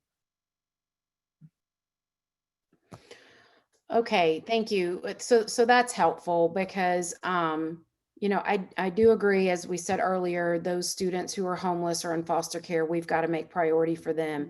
And of course, we have to take care of our staff, especially those supporting instruction. So I appreciate that those staff members would be at the top of the list. I think the bottom line is that we just don't have enough spots. And so we're going to have to prioritize some way. And I appreciate that, you know, that we're looking out for our homeless kids and our staff, and then doing it as much as we can for our first responders, as much as we possibly can. Do we foresee being able to expand these learning centers? I think I already know the answer to that question, but I'm going to ask it anyway. I can respond to that. So, Ms. Tossan, we are working with Human Resources to reassign other staff that are not, their job role right now is not as in use to our elementary learning centers is really our priority because of the young age of those students and the needs that they're going to have. So that is really our focus right now is, again, working with HR and having as many employees as we can, have them reassigned, of course, get them the training they need, you know, filling in any gaps from just understanding what the health and safety protocols are, as well as technology access to be able to support the kids when they're in the rooms. But yes, we are definitely working on that, and elementary is really our biggest focus right now. All right, thank you guys again for making that available for our students and our community members. Again, it's above and beyond, and I appreciate you guys working on it. Thank you. Yes, ma'am. Thank you. Mrs. James, you have a quick comment? I do. So my just to build on something Mrs. Tossan was saying, and then I have a comment building on something that Mr. Rosenthal was saying. So Mrs. Tossan, one of the categories I think that was listed besides the foster kids, besides the homeless kids, was also kids in Fort Bend ISD who live in places where there's not connectivity. And did we learn anything from the spring, and how are we meeting those kids' needs because they don't live close to a cell tower or something along those lines? Is that one of the groups that was prioritized? Yes, ma'am. That is a priority group, is students that have no connectivity. I know that Mr. Pham and his group have had more time to work on readdressing that as well, so he may want to also speak to that. But we're making sure that as we vet every group, priority group, to make sure that if we can meet the need any other way, that we will. We're making sure that they first request a device, request a hotspot, and then if there are connectivity challenges, we have a technology call center as well, to be able to make sure we try and address those needs on the front end. But then if there is still a need that cannot be addressed connectivity-wise, we understand we can't leave those students to figure it out for themselves, that they would also need a spot at the Learning Center. I'd like for Mr. Pham to be able to speak a little more about options we may have this year that we didn't last spring. So this year we also are providing not only Verizon hotspot, but we also have about 1,000 AT&T hotspot that are on order, forthcoming. The other thing is we also equipped, I do believe, 4 buses with Wi-Fi. If we can find an aggregate point where kids can be available, or as close as like an apartment, if we can find permission to park the bus there, we can provide Wi-Fi to close proximity and things like that. And we continue to advertise the availability of cheap internet access from Comcast and all the carriers that our student who are qualified can take advantage of. Okay, well, thank you very much. That's very helpful because I know we did have some students who, even though they had a hotspot, they were still having trouble connecting last last semester. So I'm glad we're working on solving that. So thank you. And then I guess my last comment, I wanted to respond to something Dr. Dupree had said and Mr. Rosenthal had said with regard to the response matrix and kind of delineating the triggers. I completely agree. We have to have a non-emotional, written out, clearly communicated matrix of triggers so that we can be making these decisions in a rational way and not in an emotional way. And I realize it's very difficult to do, but I think it is very important. So as I said before, I'm very much looking forward to that.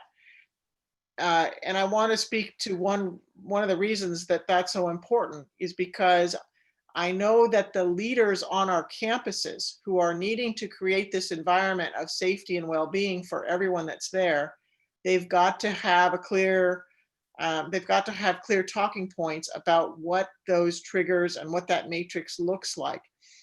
And I just appreciate as Mrs. Taussant also said, I appreciate the leaders who are coming back to their campuses, the principals and assistant principals, and creating this safe environment and this positive working and learning environment, because it's critical to completing our mission here. And it's also critical to continuing to build trust, which then will lead to scaling up and growing our face-to-face options.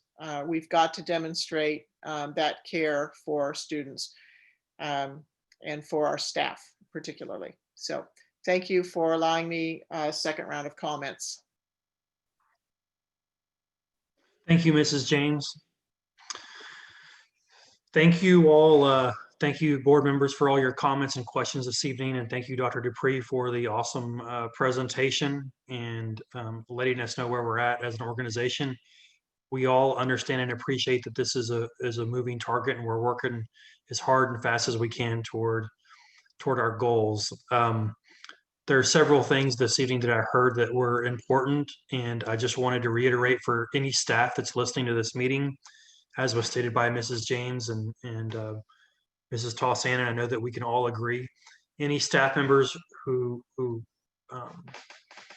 are willing and able and don't have any other preconditions, our students need us right now more than they ever have, and so please do everything you can to help with that. So thank you, I appreciate it, and we will now, if y'all don't mind, we're going to take a 5-minute, actually a 7-minute break. Because of the nature of the meeting this evening, we would have to get a new link sent out to go into closed session. So we're going to save that till the end, if that's okay. And so let's take, actually, we'll go ahead and take a 10-minute break. And so let's meet back here at 8:23 to continue the rest of the meeting. Thank you.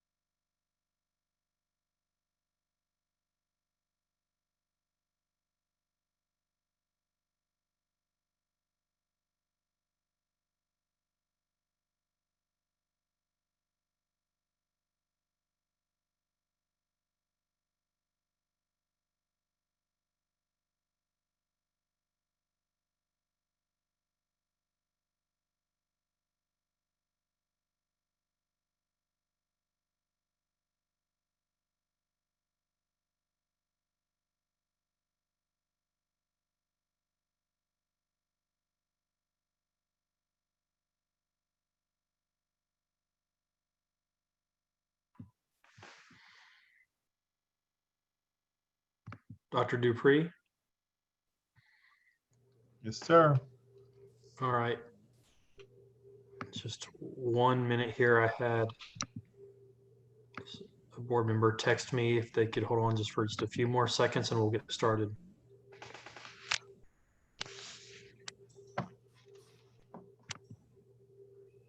Once again, I want to thank everyone for their patience this evening with our board meeting.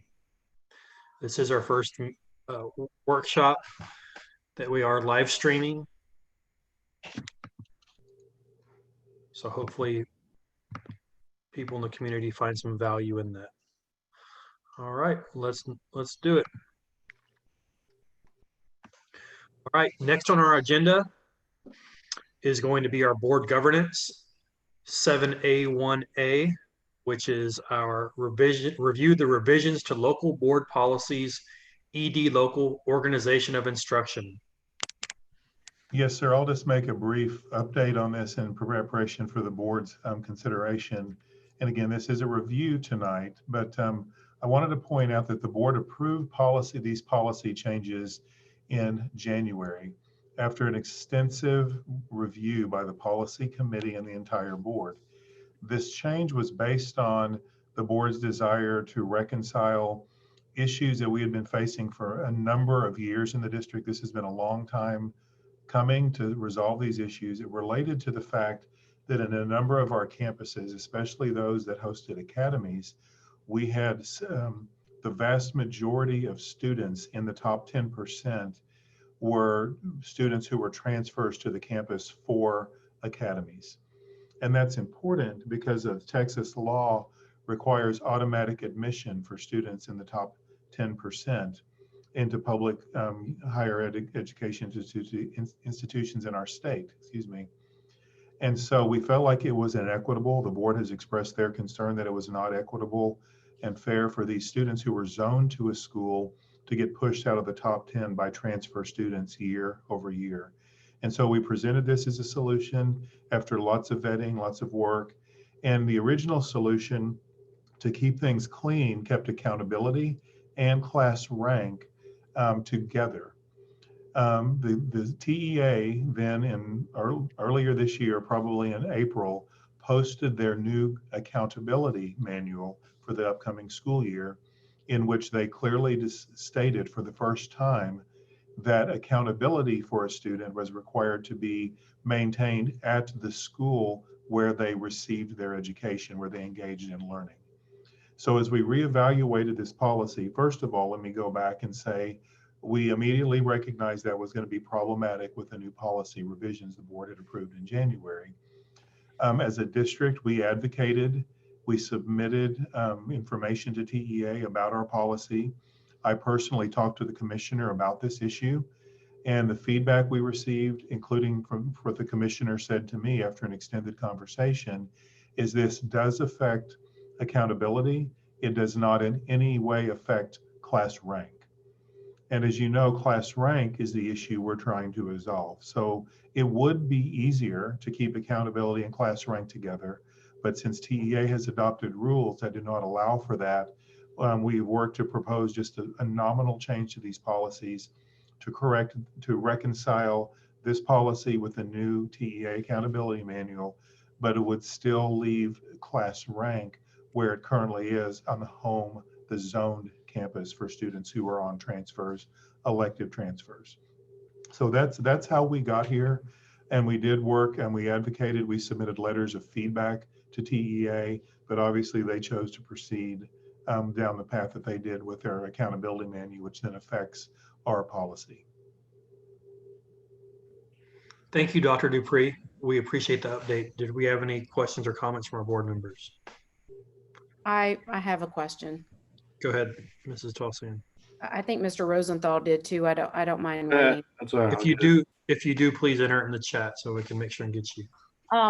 So Charles, I just wanted you to give us a reminder because one of the things we discussed, and I know I asked about researching, was whether or not we could take our academies and create a school within a school for accountability and rank purposes, or create a separate academy type school the way that HISD has.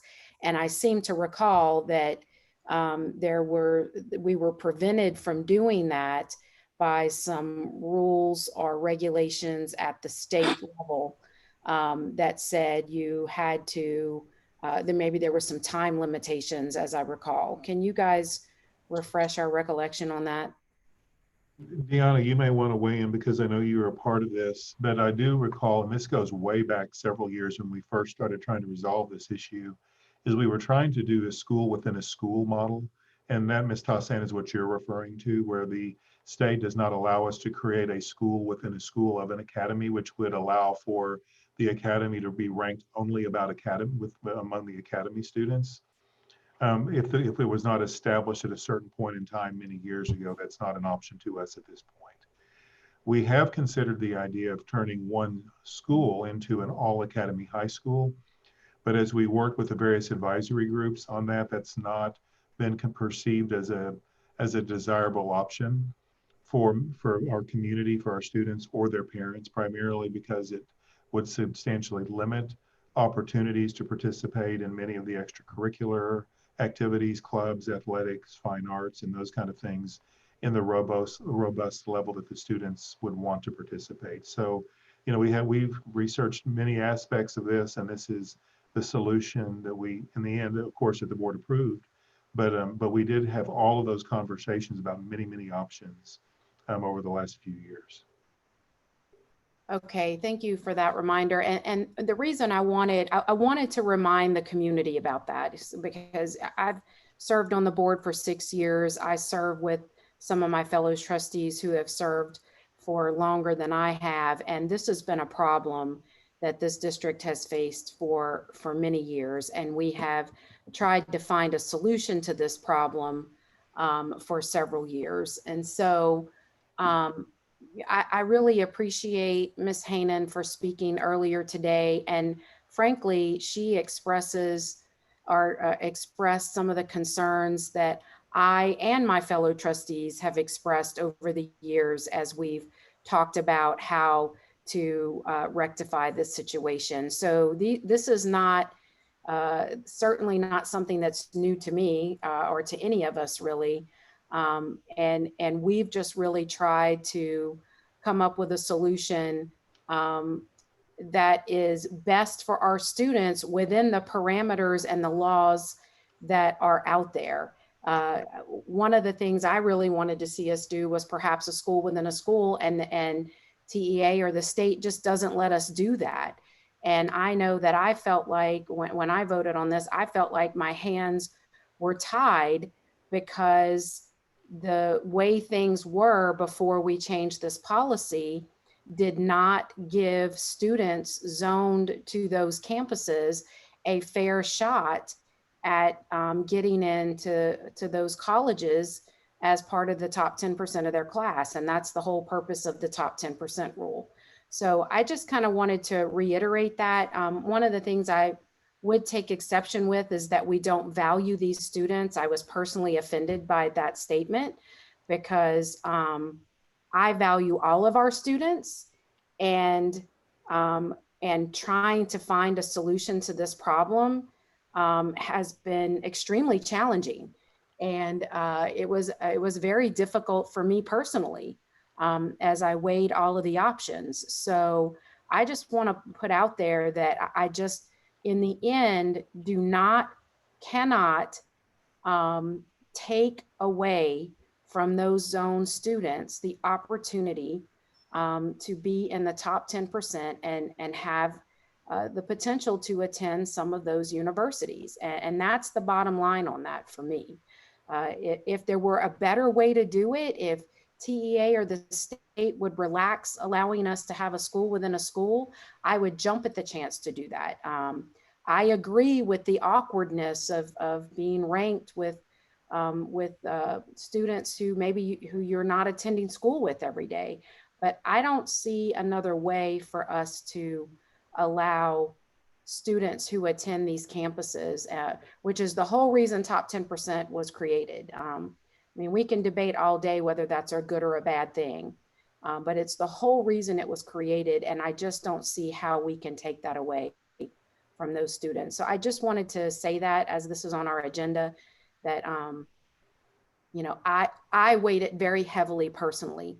And so I think community members, and we discussed it many times at board meetings since I was on the board in the past 6 years. So I just wanted to reiterate that and say that I just don't see how else we can get around it given the current law. Thank you, Mrs. Tolson. Mrs. James. Yes, thank you. Thank you, Mr. Burdine. So thank you for your comments, Dr. Dupree, and also Mrs. Tolson. So I agree wholeheartedly with you.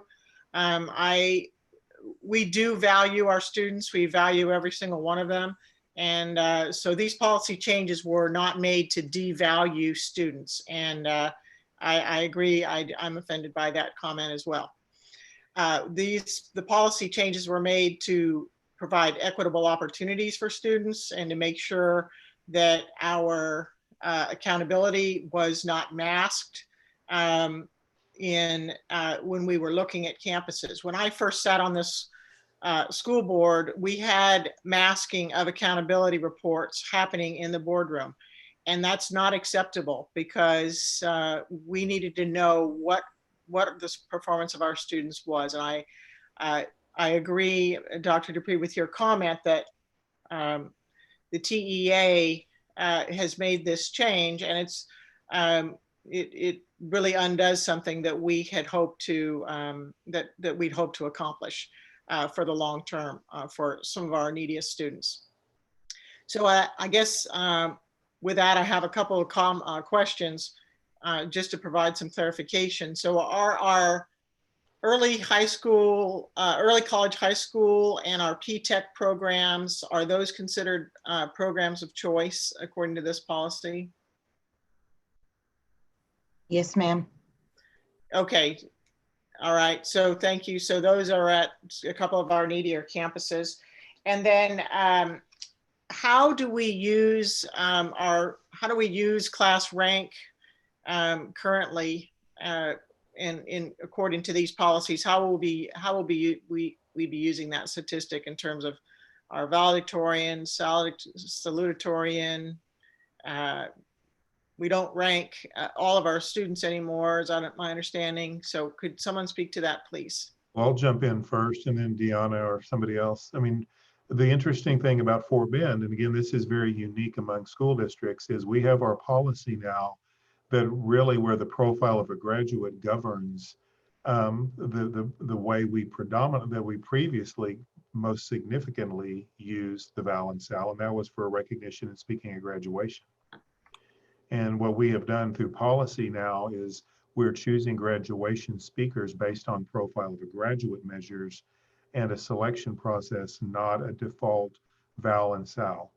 So truly, the reason that we feel comfortable, that I feel comfortable, is the valedictorian, salutatorian in Fort Bend at this point they will always be recognized, right? I mean, they will always be honorary positions, but in Texas, the valedictorian, the highest ranking graduate in any class, gets automatic admission, and I think they get tuition paid at a state university. The top 10% get automatic admission. And so really it'll be used more from the state and college admissions level. I can't think of a way that we will use that locally, other than it will always be a factor, right? They'll get extra points for being an honor graduate. But again, our honor graduate system is different because we have magna, summa, and cum laude measures, not only the top 10 ranking system. So I think they'll always get credit towards graduation speaker points for being an honor graduate, in addition to, but that's the only thing we would really be using it here locally. And I think that was intentional for the board to shift the focus per policy toward the profile, not the traditional academic standing only. Yes, well, thank you for that. And I agree with that, because our focus is on graduates attaining the profile of a graduate attributes. And the the rank we have to do because of certain Texas laws, but it's not highly valued. We certainly value the students and we value the attributes they gain through our education system highly. I have another question. Would this policy apply when there's a cap and overflow situation at a campus? Does this apply to that situation, whether they're zoned or moved out of that campus? How does this policy apply to that situation? In the cap and overflow situation, like we're currently experiencing at Ridgepoint, students who are capped and overflow to Hightower are still calculated against their class rank at Ridgepoint High School. Okay, because they're zoned to that campus. Exactly. Okay, thank you very much. Those are my questions. Thank you, Mrs. James. Mr. Rosenthal. So a follow-up to that, because I was actually surprised by that answer, because they're not really going to a program of choice. They're being zoned strictly based on capacity. So I think that that's something that you might want to rethink. And maybe not. It's the first I really thought of that. So thank you, Grail. That's a good question. But I'd like us to think about that a little more, because they're not deciding, hey, I want to go to the medical academy. They're not making a decision at all. We're making that decision. So I think that's something that needs to get rethought. I will, if you don't mind, Mr. Rosenthal, Yes. I would interject before you move to another point. The primary reason we did that is we expect this to be a 2-year solution, and many of the students affected are going to be 9th and 10th graders that are going to end up back at Ridgepoint for graduation anyway, most likely. Because at that point, if they choose not to go back to their home zoned campus, then they would remain as an elective transfer to Hightower. So that was part of the rationale. Okay. So I think, we were thoughtful about that when we made that decision, but we'll definitely revisit that and make sure it's a solid decision. But that was the rationale initially. All right. Well, yeah, I'd like to see some more discussion on that, because I hadn't really thought of that before. So, but I would also, first of all, I want to just clarify. So the new changes, they do not affect class ranking, because that's not what the state considers accountability. They're talking about graduation rates. They don't really care about GPAs. That's not what they're looking at, right? They're looking at STAR scores, graduation rates, attendance rates, things like that. That's accountability to the state. It has nothing to do with GPAs or class rank. Mm-hmm. Okay, good. So I just want to follow up. I want to say exactly what my two colleagues just said as far as valuing students, because I also take offense to that comment very strongly, in fact, because we do value our students. That's why we're offering programs of choice. We're offering the opportunities to be with like-minded students who are pursuing like-minded interests. But in the state of Texas, students are zoned to a school based on their address and zip code. That's the way it's typically done. And those students deserve to be valued too. They shouldn't have spots taken away from them because other students are brought in. And so I can't believe we're discussing this again, but I know it was a hot topic, and I stand where I stood last December, and I think this is the only way around it, and I'm glad the state left that part out of their standards or their accountability. So that's all I have to say. Thank you, Mr. Rosenthal. And not to continue to repeat this over and over, but I do want to make the point as well that that we do strive to provide equitable education for all of our students. And the comment that we don't value students is not only offensive, but it's wrong. I'm personally proud, and I know our board is, of the fact that we allow students the opportunity to achieve the top 10% status at their zone campus. If you remember, one reason why we developed this was so that students don't ask for transfers to take advantage of the top 10% rule at another campus. So anyhow, Thank you, fellow trustees, for your questions and comments. And thank you, Dr. Dupree, for your response. With that being said, that does take care of the EIC local academic achievement class ranking, right, Dr. Dupree? Yes, sir. Mhm. All right, those two are combined on our agendas just so the public that's following understands.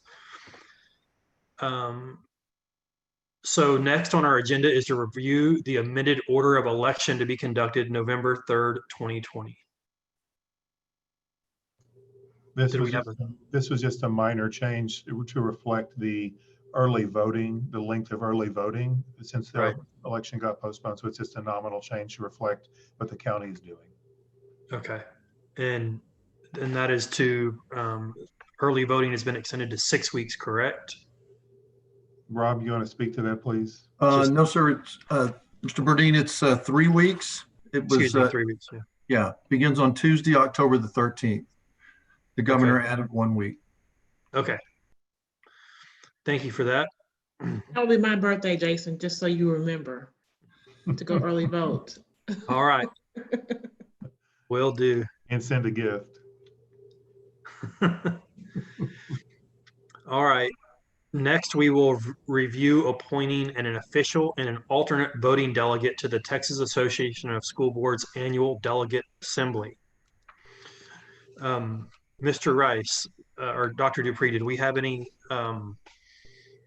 information about this, being that it's going to be online? Well, and Mr. Rice as president-elect might have some additional insight, but it's what we've received from TASB indicates that they will be doing it virtually as they are doing the rest of the conference. They have established a date, but it will run substantially the same, and that they'll be doing the work that the delegate assembly does, appointing officers and board members and those kinds of things. All right, Mr. Rice, not to put you on the spot here, but did you have anything else that you would like to add to that, or any? Well, being as Zoom, excuse me, being a Zoom meeting, it'll be loads of fun. Thank you. So in the past, traditionally, since I've been board president, usually the board president is the official if they're willing, and then we go down from there and ask officers if they'd be willing to be the alternate. So with that being said, I'd be more than happy to be the official if the rest of the board's okay with that. And I think Addie would like to be the alternate. Mr. Burdine, this is Grail James. I think that would be an excellent, I am in favor of you being the delegate and Addie being the alternate, presuming that you both are available on the date that the annual meeting is being held. I was trying to look at my calendar and I could see when the conference is being, it looks like it's a Wednesday to Friday, but I'm not sure which of those days is the annual meeting. Well, that was going to be my follow-up that I didn't ask Dr. Dupree. Does anyone on the staff or have any idea what date that might be? You know, I don't have it handy, but we can check it out and confirm it before we commit for the agenda for next week for both. Okay. And if for whatever reason Addie and I can't, we can review this again next week and modify as necessary. Mr. Burdine, that's October 3rd. October the 3rd, which is a Saturday, will be when the voting will take place. Do we have any time, sir? Does it say? Usually it's after lunch. Yes. At 1 or so, right, Mr. Rice? Yes, sir. Okay. Addie, do you have anything on your calendar at this point? No, I'm available. Okay, I'll be available. I'll be available as well. So if that changes in the next week, we'll review it at that time. All right, I just have a comment. If someone could double check, because the conference is on our calendar for Wednesday to Friday, so that might be an error. So if someone can just confirm the dates, I think, before next week. We will do that. The conference dates are accurate, though, for sure. We've double checked that. But I think just because everything is virtual, they're splitting some things up a little differently. Okay. So we'll definitely confirm it all. Could you provide that in an update? Yes, Mills? sir. Thank you, sir. All right. Next on the agenda is review setting the date, time, and place to conduct a public budget hearing for the proposed 2021 school district budget and tax rates on September 14th, 2020. So Brian has got just a few slides to go over on this because as we've updated the board, the tax rate is slightly different than what we originally discussed during budget. So Brian, would you go over that presentation quickly, please? Yes, sir. Thank you, Dr. Dupree. The item that we'll be asking the board for consideration is to call a public hearing on the budget to discuss the tax rate for the 2020 tax year. And Gary, if you can advance the next slide, please. Since the public hearing was conducted in May for the budget, the district has received guidance on how to calculate the tax rate. The proposed tax rate will support the budget that was adopted by the Board of Trustees on June 15th, which totaled $737.5 million in the general fund and $126.5 million in the debt service fund. This is the first year that the tax rate is subject to compression calculations that were included as part of the legislation enacted by the 86th legislature through Senate Bill 2 and House Bill 3. And it's important to note that TEA did not release any guidance on calculation of the tax rate, and that the guidance issued by the Texas Association of School Business Officials and the district's property tax attorney occurred after the budget was adopted. Next slide, please. I'd like to briefly review with you the timeline of events that occurred, and I'll be focusing in particular on the dates after June 15th, which is when the budget was adopted. As you're aware, the district is on a July 1 fiscal year, and we must adopt the budget by June 30th based on statute. And as you can see, the guidance that indicated how to calculate the tax rate provisions contained within Senate Bill 2 and House Bill 3 was released after that date. When the certified tax roll was received on July 22nd, the tax rate was calculated using the guidance received from TASBO, and our property tax attorneys with Purdue also released guidance, and it was consistent with TASBO's recommendation. The district has submitted the compressed tax rate calculations with the certified values to TEA as required, and on August the 3rd, we received notification that the calculations were approved by TEA. Next slide, please. Based on the certified tax roll and the guidance released by TASBO and the district's tax attorney, the tax rate is decreasing by just under 3 cents to 0.0298 cents. The maintenance and operation tax rate is being compressed by 0.0398 cents, and the income and sinking rate, which is used to pay on the district's debt service for new facilities and life cycle deficiency, is increasing by 1 cent to 29 cents.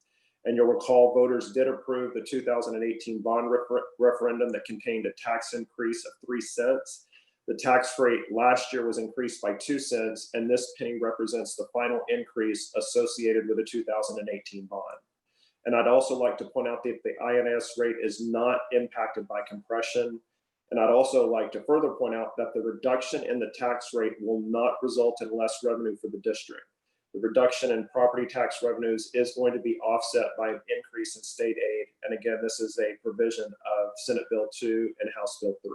Next slide, please. Based on the new tax rate of $1.2402, the average tax bill will total $3,333.11, and that's based on an average taxable value of $268,756, and that is inclusive of the homestead exemption. So the average tax bill amount is increasing by about $31.73 on an annual basis, or about $2.64 a month from the prior year tax bill. Next slide, please. The next step in order to adopt the tax rate will be for the board to call a public hearing. That would occur on September the 14th. However, prior to that, as before, we will publish a notice of the public meeting on August the 26th in local papers so that citizens have an opportunity to be aware of the action taken by the board, as well as comment on that on the September the 14th board meeting. Next slide, please. And that wraps up the presentation, and I'll be happy to answer any questions the board may have. Mr. Rice, do you have any questions or comments, sir? Yes, Mr. Burdine, thank you. Mr. Nguyen, thank you very much for your presentation. I just wanted to go over a couple of things. because House Bill 3 was passed in the 86th legislative session, and that included a compression of the tax rate in which we are only able to take advantage of 2.5% of CAD appraisal growth values in Fort Bend ISD. And I think when you met with us before, you said the CAD appraised value increased by 7% throughout our CAD appraisal district. And yet House Bill 3 will only allow us to take advantage of 2.5%, not the full 7% when it comes to the M&O tax rate. And further, House Bill 3, when the legislature passed that, said, okay, if you are harmed by that, don't worry, we'll make up the difference. Which is why, even though the M&O tax rate increasing, did I read that right? Did I remember that right? It's almost 3 cents, or was it 3 cents or 2 cents, Mr. Gwynn? Yep. You do remember that correct. It is just under a 3 cent total reduction in the tax rate. Okay, which is why an almost 3 cent tax reduction, we're still held harmless, if you will, by the legislature's promise to make up the difference for this year, correct? Yes, sir. That is correct. That the legislature has. Is that correct, Mr. Gwynn? Yes, sir. Okay. Okay. Now, if this scenario were taking place next year, I just want everybody to realize that the revenue that the state takes in, almost 60% of the total revenue the state takes in is from sales taxes. And so sales tax collections are off significantly. And next year, it's going to be a very different kind of year. So we just need to plan for that and think about that going forward. The other thing I wanted to say, Mr. Gwynn, was we planned our budget. So our fiscal year, we've got to have our budget approved by the board no later than June 30th. Is that what I heard you say? Yes, sir. That is correct. And so whenever, I think it's probably me that's breaking up. My internet's a little unstable here. I was going to say, that means, we have to plan our board meeting. Sorry? I'm sorry, Mr. Rice. Go ahead. You were breaking up and I couldn't hear your question. I don't know if others could. Well, I apologize. I think no worries. Stable internet connection. Nevertheless, we passed our budget. You got advice from the Texas Association of School Board Officials. You got advice from our tax collection attorneys. The advice was consistent one with the other. And yet, when the TEA got done with their own rules and regulations, things changed. And is that because they are calculating the appraised value themselves, or is it because the rules changed? In the past, the comptroller, Glenn Hagar, had his CPTD, the Comptroller's Property Tax Division, who would essentially certify the values of every CAD appraisal district in the state, but it took them fully 12 months to do that. So it's always being certified 12 months in arrears. And now the TEA has undertaken that same effort, what I'm going to call in real time, the same year, which is a pretty neat trick since they've never done it before. And to have it done in time for us to plan a budget by June 30th is an even neater trick. So was it the way that they certified the CAD appraised values that changed, or was it the computation, the methodology that they used, which has caused us now to have to go back to another public hearing? I would characterize it as the fact that the TEA did not release specific guidance on how to calculate that tax rate. And because the majority of districts in the state are not on a July 1 fiscal year, the organizations who were assisting in that effort, such as TASBO and the district's tax attorney, were doing their best in order to put together the narrative to help us go through that process. Unfortunately, because we're on a July 1 fiscal year, that information was all published after we had adopted our budget, despite their efforts to have that information available to us. They being those outside entities. So in short, I would point to two factors. One is the fact that TEA did not release hard guidance on the best method for doing this. And the second is, despite the best efforts of our partners who assist us through this process, they were working on a timeline that fit with the majority of districts in the state as opposed to those on a July 1 fiscal year. Okay, well, very well. I appreciate your comments and your answer, and thank you for the unenviable task of having to anticipate revenue beginning in January so we can have a budget ready to go to the board by June 30th, and more power to you. Thank you, sir.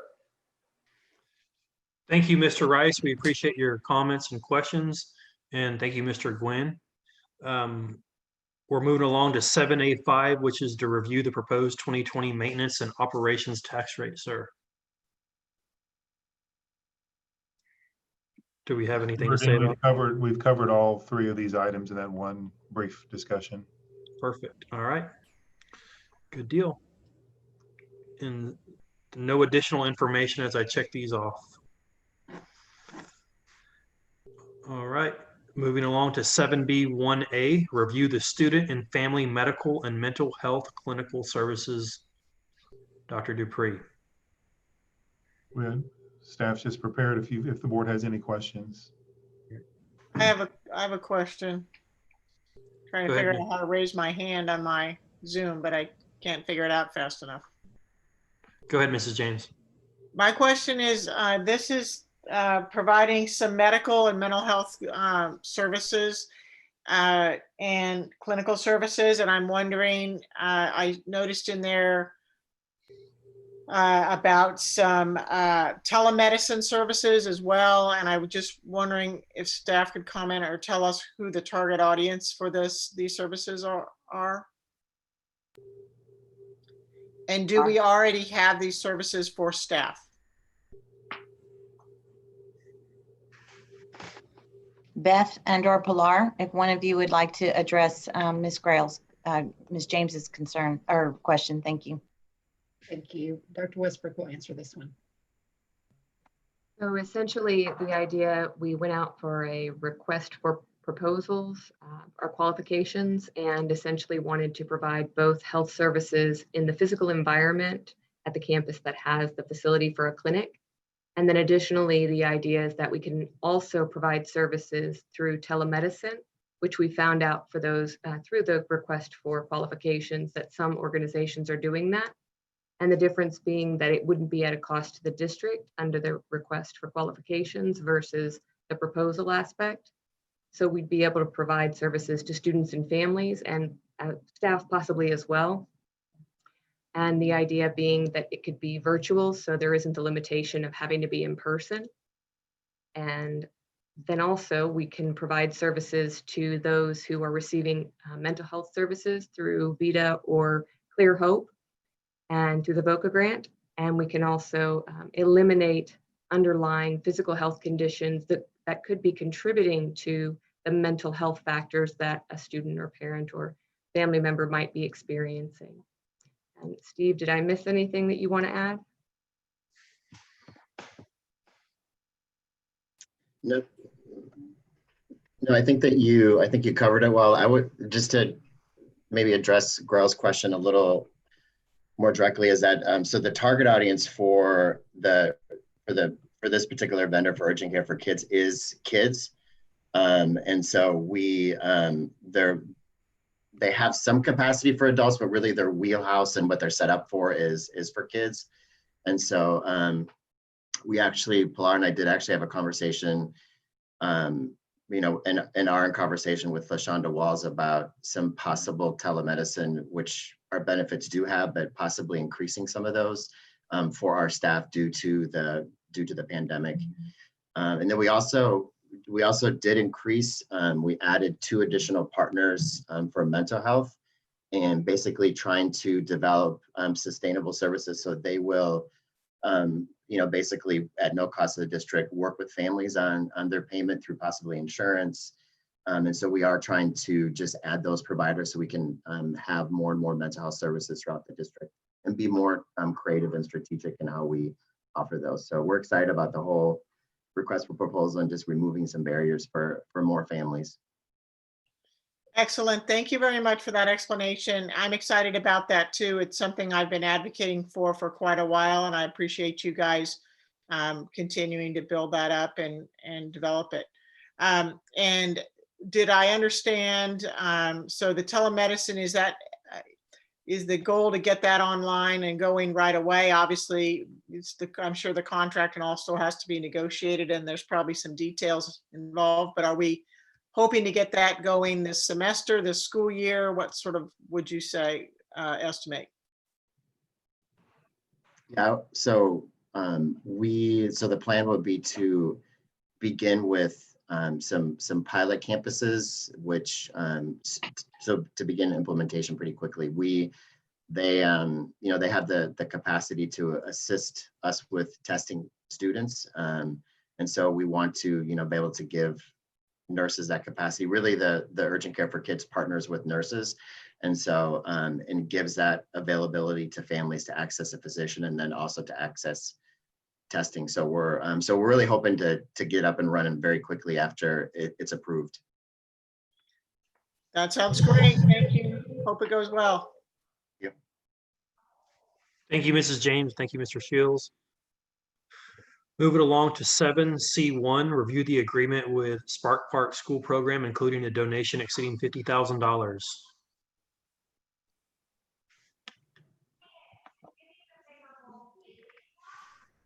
All right. 7C2, review the easement with CenterPoint Energy for electrical services to the New Meadows Elementary School. Mrs. Helliger, do you have anything to speak about this?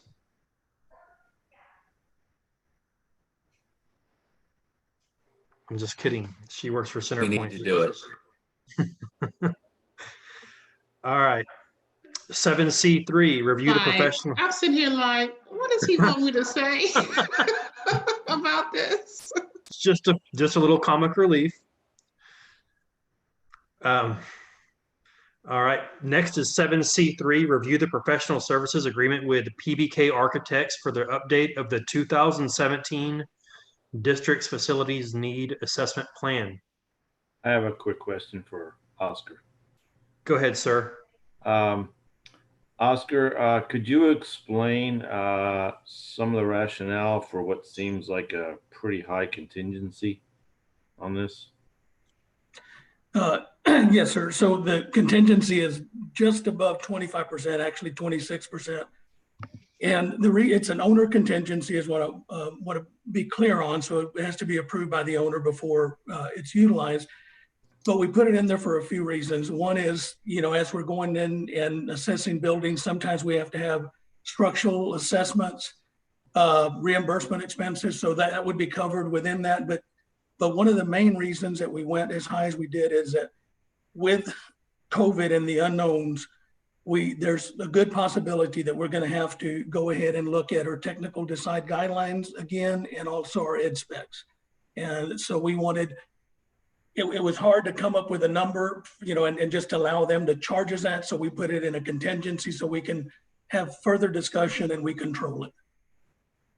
So if something comes up, if they say that, there's a further need to examine certain things in our buildings, we can then discuss what that price will be up to that and spend up to that contingency. That is correct. Okay. All right. Okay. Thank you. Thank you, Mr. Rosenthal. Mrs. James? Thank you, Mr. Burdine. So I'm guessing that this is in preparation for a future bond referendum. And I wondered, and so this is kind of facilities piece of it, but will we be doing some other assessments, some other areas of our district, like safety and security and things like that to prepare for the bond as well? Yes, ma'am, we sure will. So what areas would we be assessing?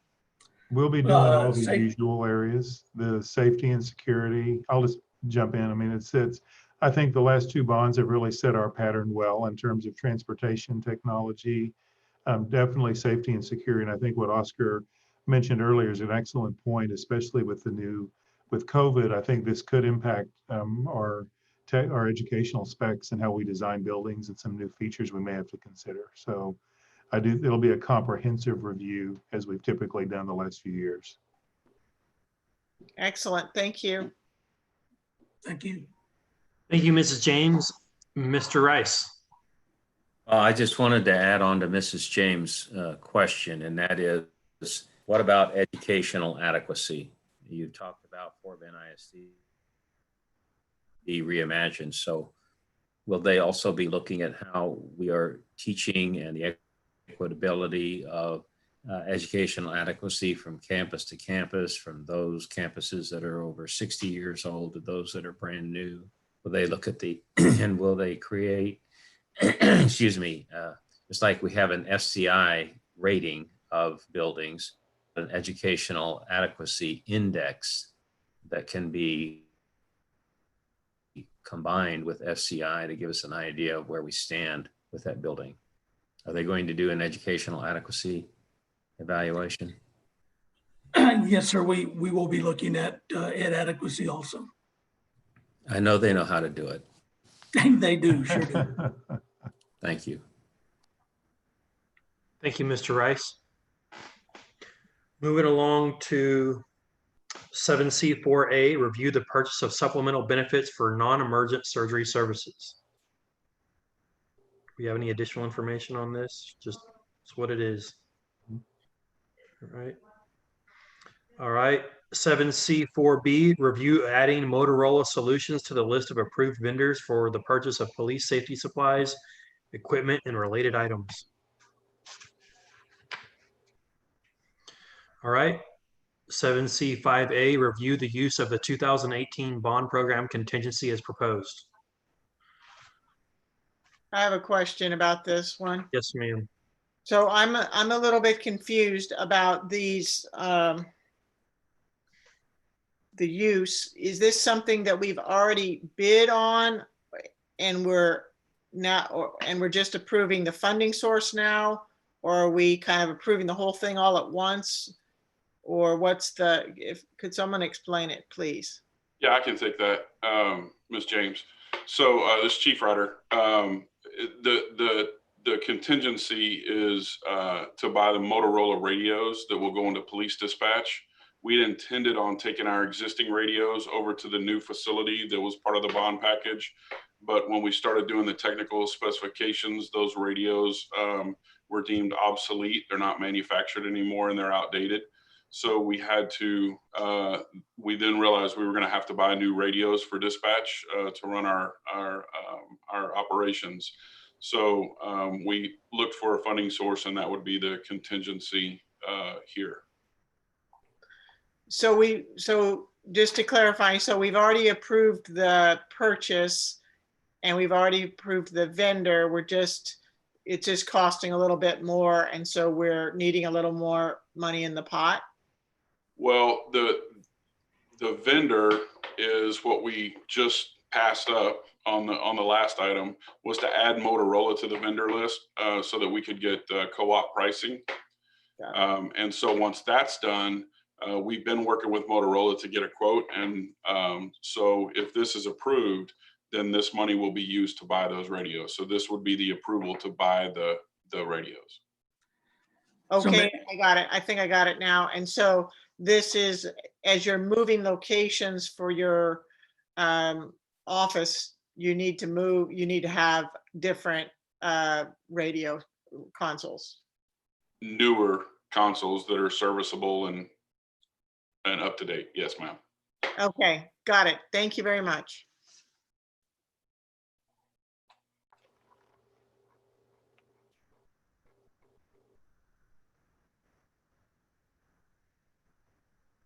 Jason, you're muted. Jason, you're muted. We didn't hear anything. Okay, thank you. Next on the agenda is our action items. And I would like to request that action items 8A1, 8A2, and 8B2 be removed from consideration. So with that being said, we have 8B1, consider the approval of the student code of conduct for the 2021 school year. Mr. Burdine, I move to approve the student code of conduct for the 2020-2021 school year as presented. Jim Rice, second. We have a motion by Mrs. James and a second by Mr. Rice. Do we have any discussion? This is Addie. I think we should just kind of highlight some of the key changes for the school year, especially doing this online learning. Could someone do that, please? Joe? Sure, Ms. Helliger. So really, this was not a legislative year, but a lot of the adjustments that we've made is really to adapt to this new environment that students are obviously being exposed to. Well, what I do want to say is some of the major changes are we're including face coverings throughout the handbook or the student code of conduct. And we stayed away from face masks or face shields. We just wanted to speak in general terms because there are different coverings for students. We also discussed and changed the verbiage and list online learning platforms quite a bit, just to ensure that as we have students and we have parents that are participating in this new online learning system, that they understand that we have expectations as well. So we wanted to avoid anyone saying, well, it doesn't specifically say the online learning environment. So quite a few changes to that as well. Another major change is, the expectations of if we do have students that wear face masks, we have the same expectations for face masks as we do for clothing. We can't have any, inappropriate photos, words, anything with alcohol, drugs of any kind. So, a lot of what we did is we transitioned what we've been doing in face-to-face, and we've modified and adjusted the student code of conduct to ensure that we have students that are, representing themselves and our district well when they're learning on the online learning platform. I would interject this. I think Joe covered the pandemic response items very well. I would point out another significant change relates to the fact the board updated policy and FNCA related to dress code during the last year. So we did reflect that change in here as well in revising the dress code. That was a significant change as well. Now, is it in here? Just remind me about the attendance. I thought we were supposed to address the attendance. Can you, Dr. Rodriguez, Xochitl Rodriguez, can you speak to the attendance? I just don't know if it was in here or not. Right. I know when we talked at the last board meeting, we shared some comments around it, because attendance will be taken and those kind of things that be part of their conduct as well, as part of their requirement. So I don't know if it was in the student code of conduct or not. All right, I'm gonna ask Dr. Xochitl Rodriguez to speak on that. Yes, good evening. The attendance, I believe what you're speaking of will be addressed in the handbook, and or it will be addressed through Dr. Guillory's update of the attendance keeping handbook. And so those items should be addressed at a later date as things continue to change from TEA. But in the student code of conduct, no, the only thing we do address here is TDP and it being used as a measure to support students who have attendance issues. But specifically to address what you're asking, that should be in the student parent handbook, which is forthcoming, and the attendance handbook that will be coming from Dr. Guillory. When you said TDP, what is TDP? Yes, so that's truancy. That's the truancy diversion program. So after a certain amount of attendance issues and after many efforts of trying to support a student whether it's through all kinds of interventions that are happening on campus. We rarely take students to court, and this is a measure that we offer to all of our parents once students hit a certain number of absences to come to our truancy diversion program. And they learn a lot about truancy. They sit through about a 45-minute to a 50-minute informational class that's held online in Spanish and English. And with going through that diversion program, we've seen a lot of success. Our parents improve the attendance, helping their students get to school. If we see continuous issues, we assign caseworkers to work with the student and the parent. And our last resort is to refer to the courts, which is rare at this point. So my question is answered here, actually, because that's what prompted me to ask the question. Was there was going to be, I guess it's probably handled in both. To your point, I wanted to make sure that there were what kind of disciplinary sanctions that were going to be forthcoming with kids. We can't get online because they now have to sit in front of a computer all day. We've got parents that are away from school, from home. You know, how well, are they going to be able to enforce that if they're not there to monitor the child? I wanted to understand what that would look like. Right. So I think that's one of the things that we're addressing with the enrollment verification right now is all the visits that we're making to the homes.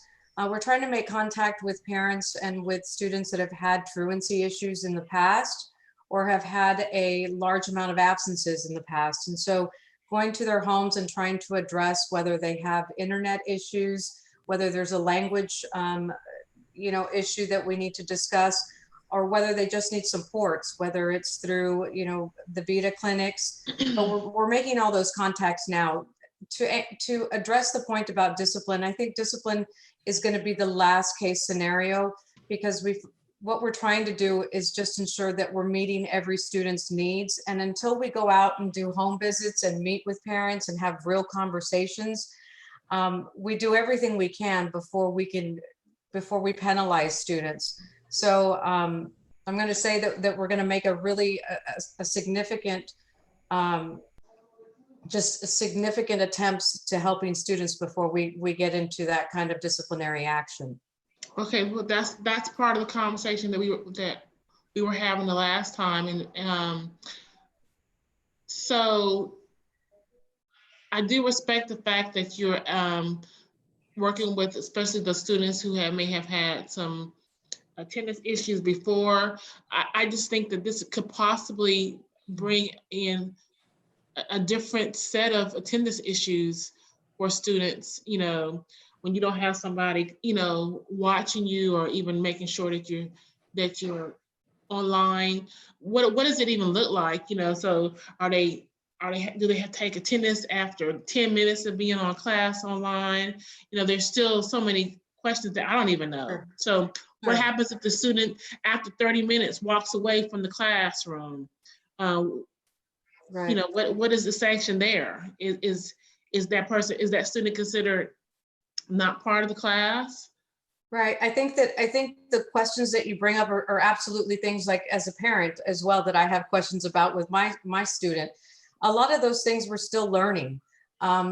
We just received word from TEA about how to take attendance and whether we'd count a student present or not within a 24-hour period. So we're still learning how attendance is being counted. And so once all of that information comes out, then we're kind of processing that information to see what that looks like and how we will share that with teachers and with principals so they know how to handle it accordingly.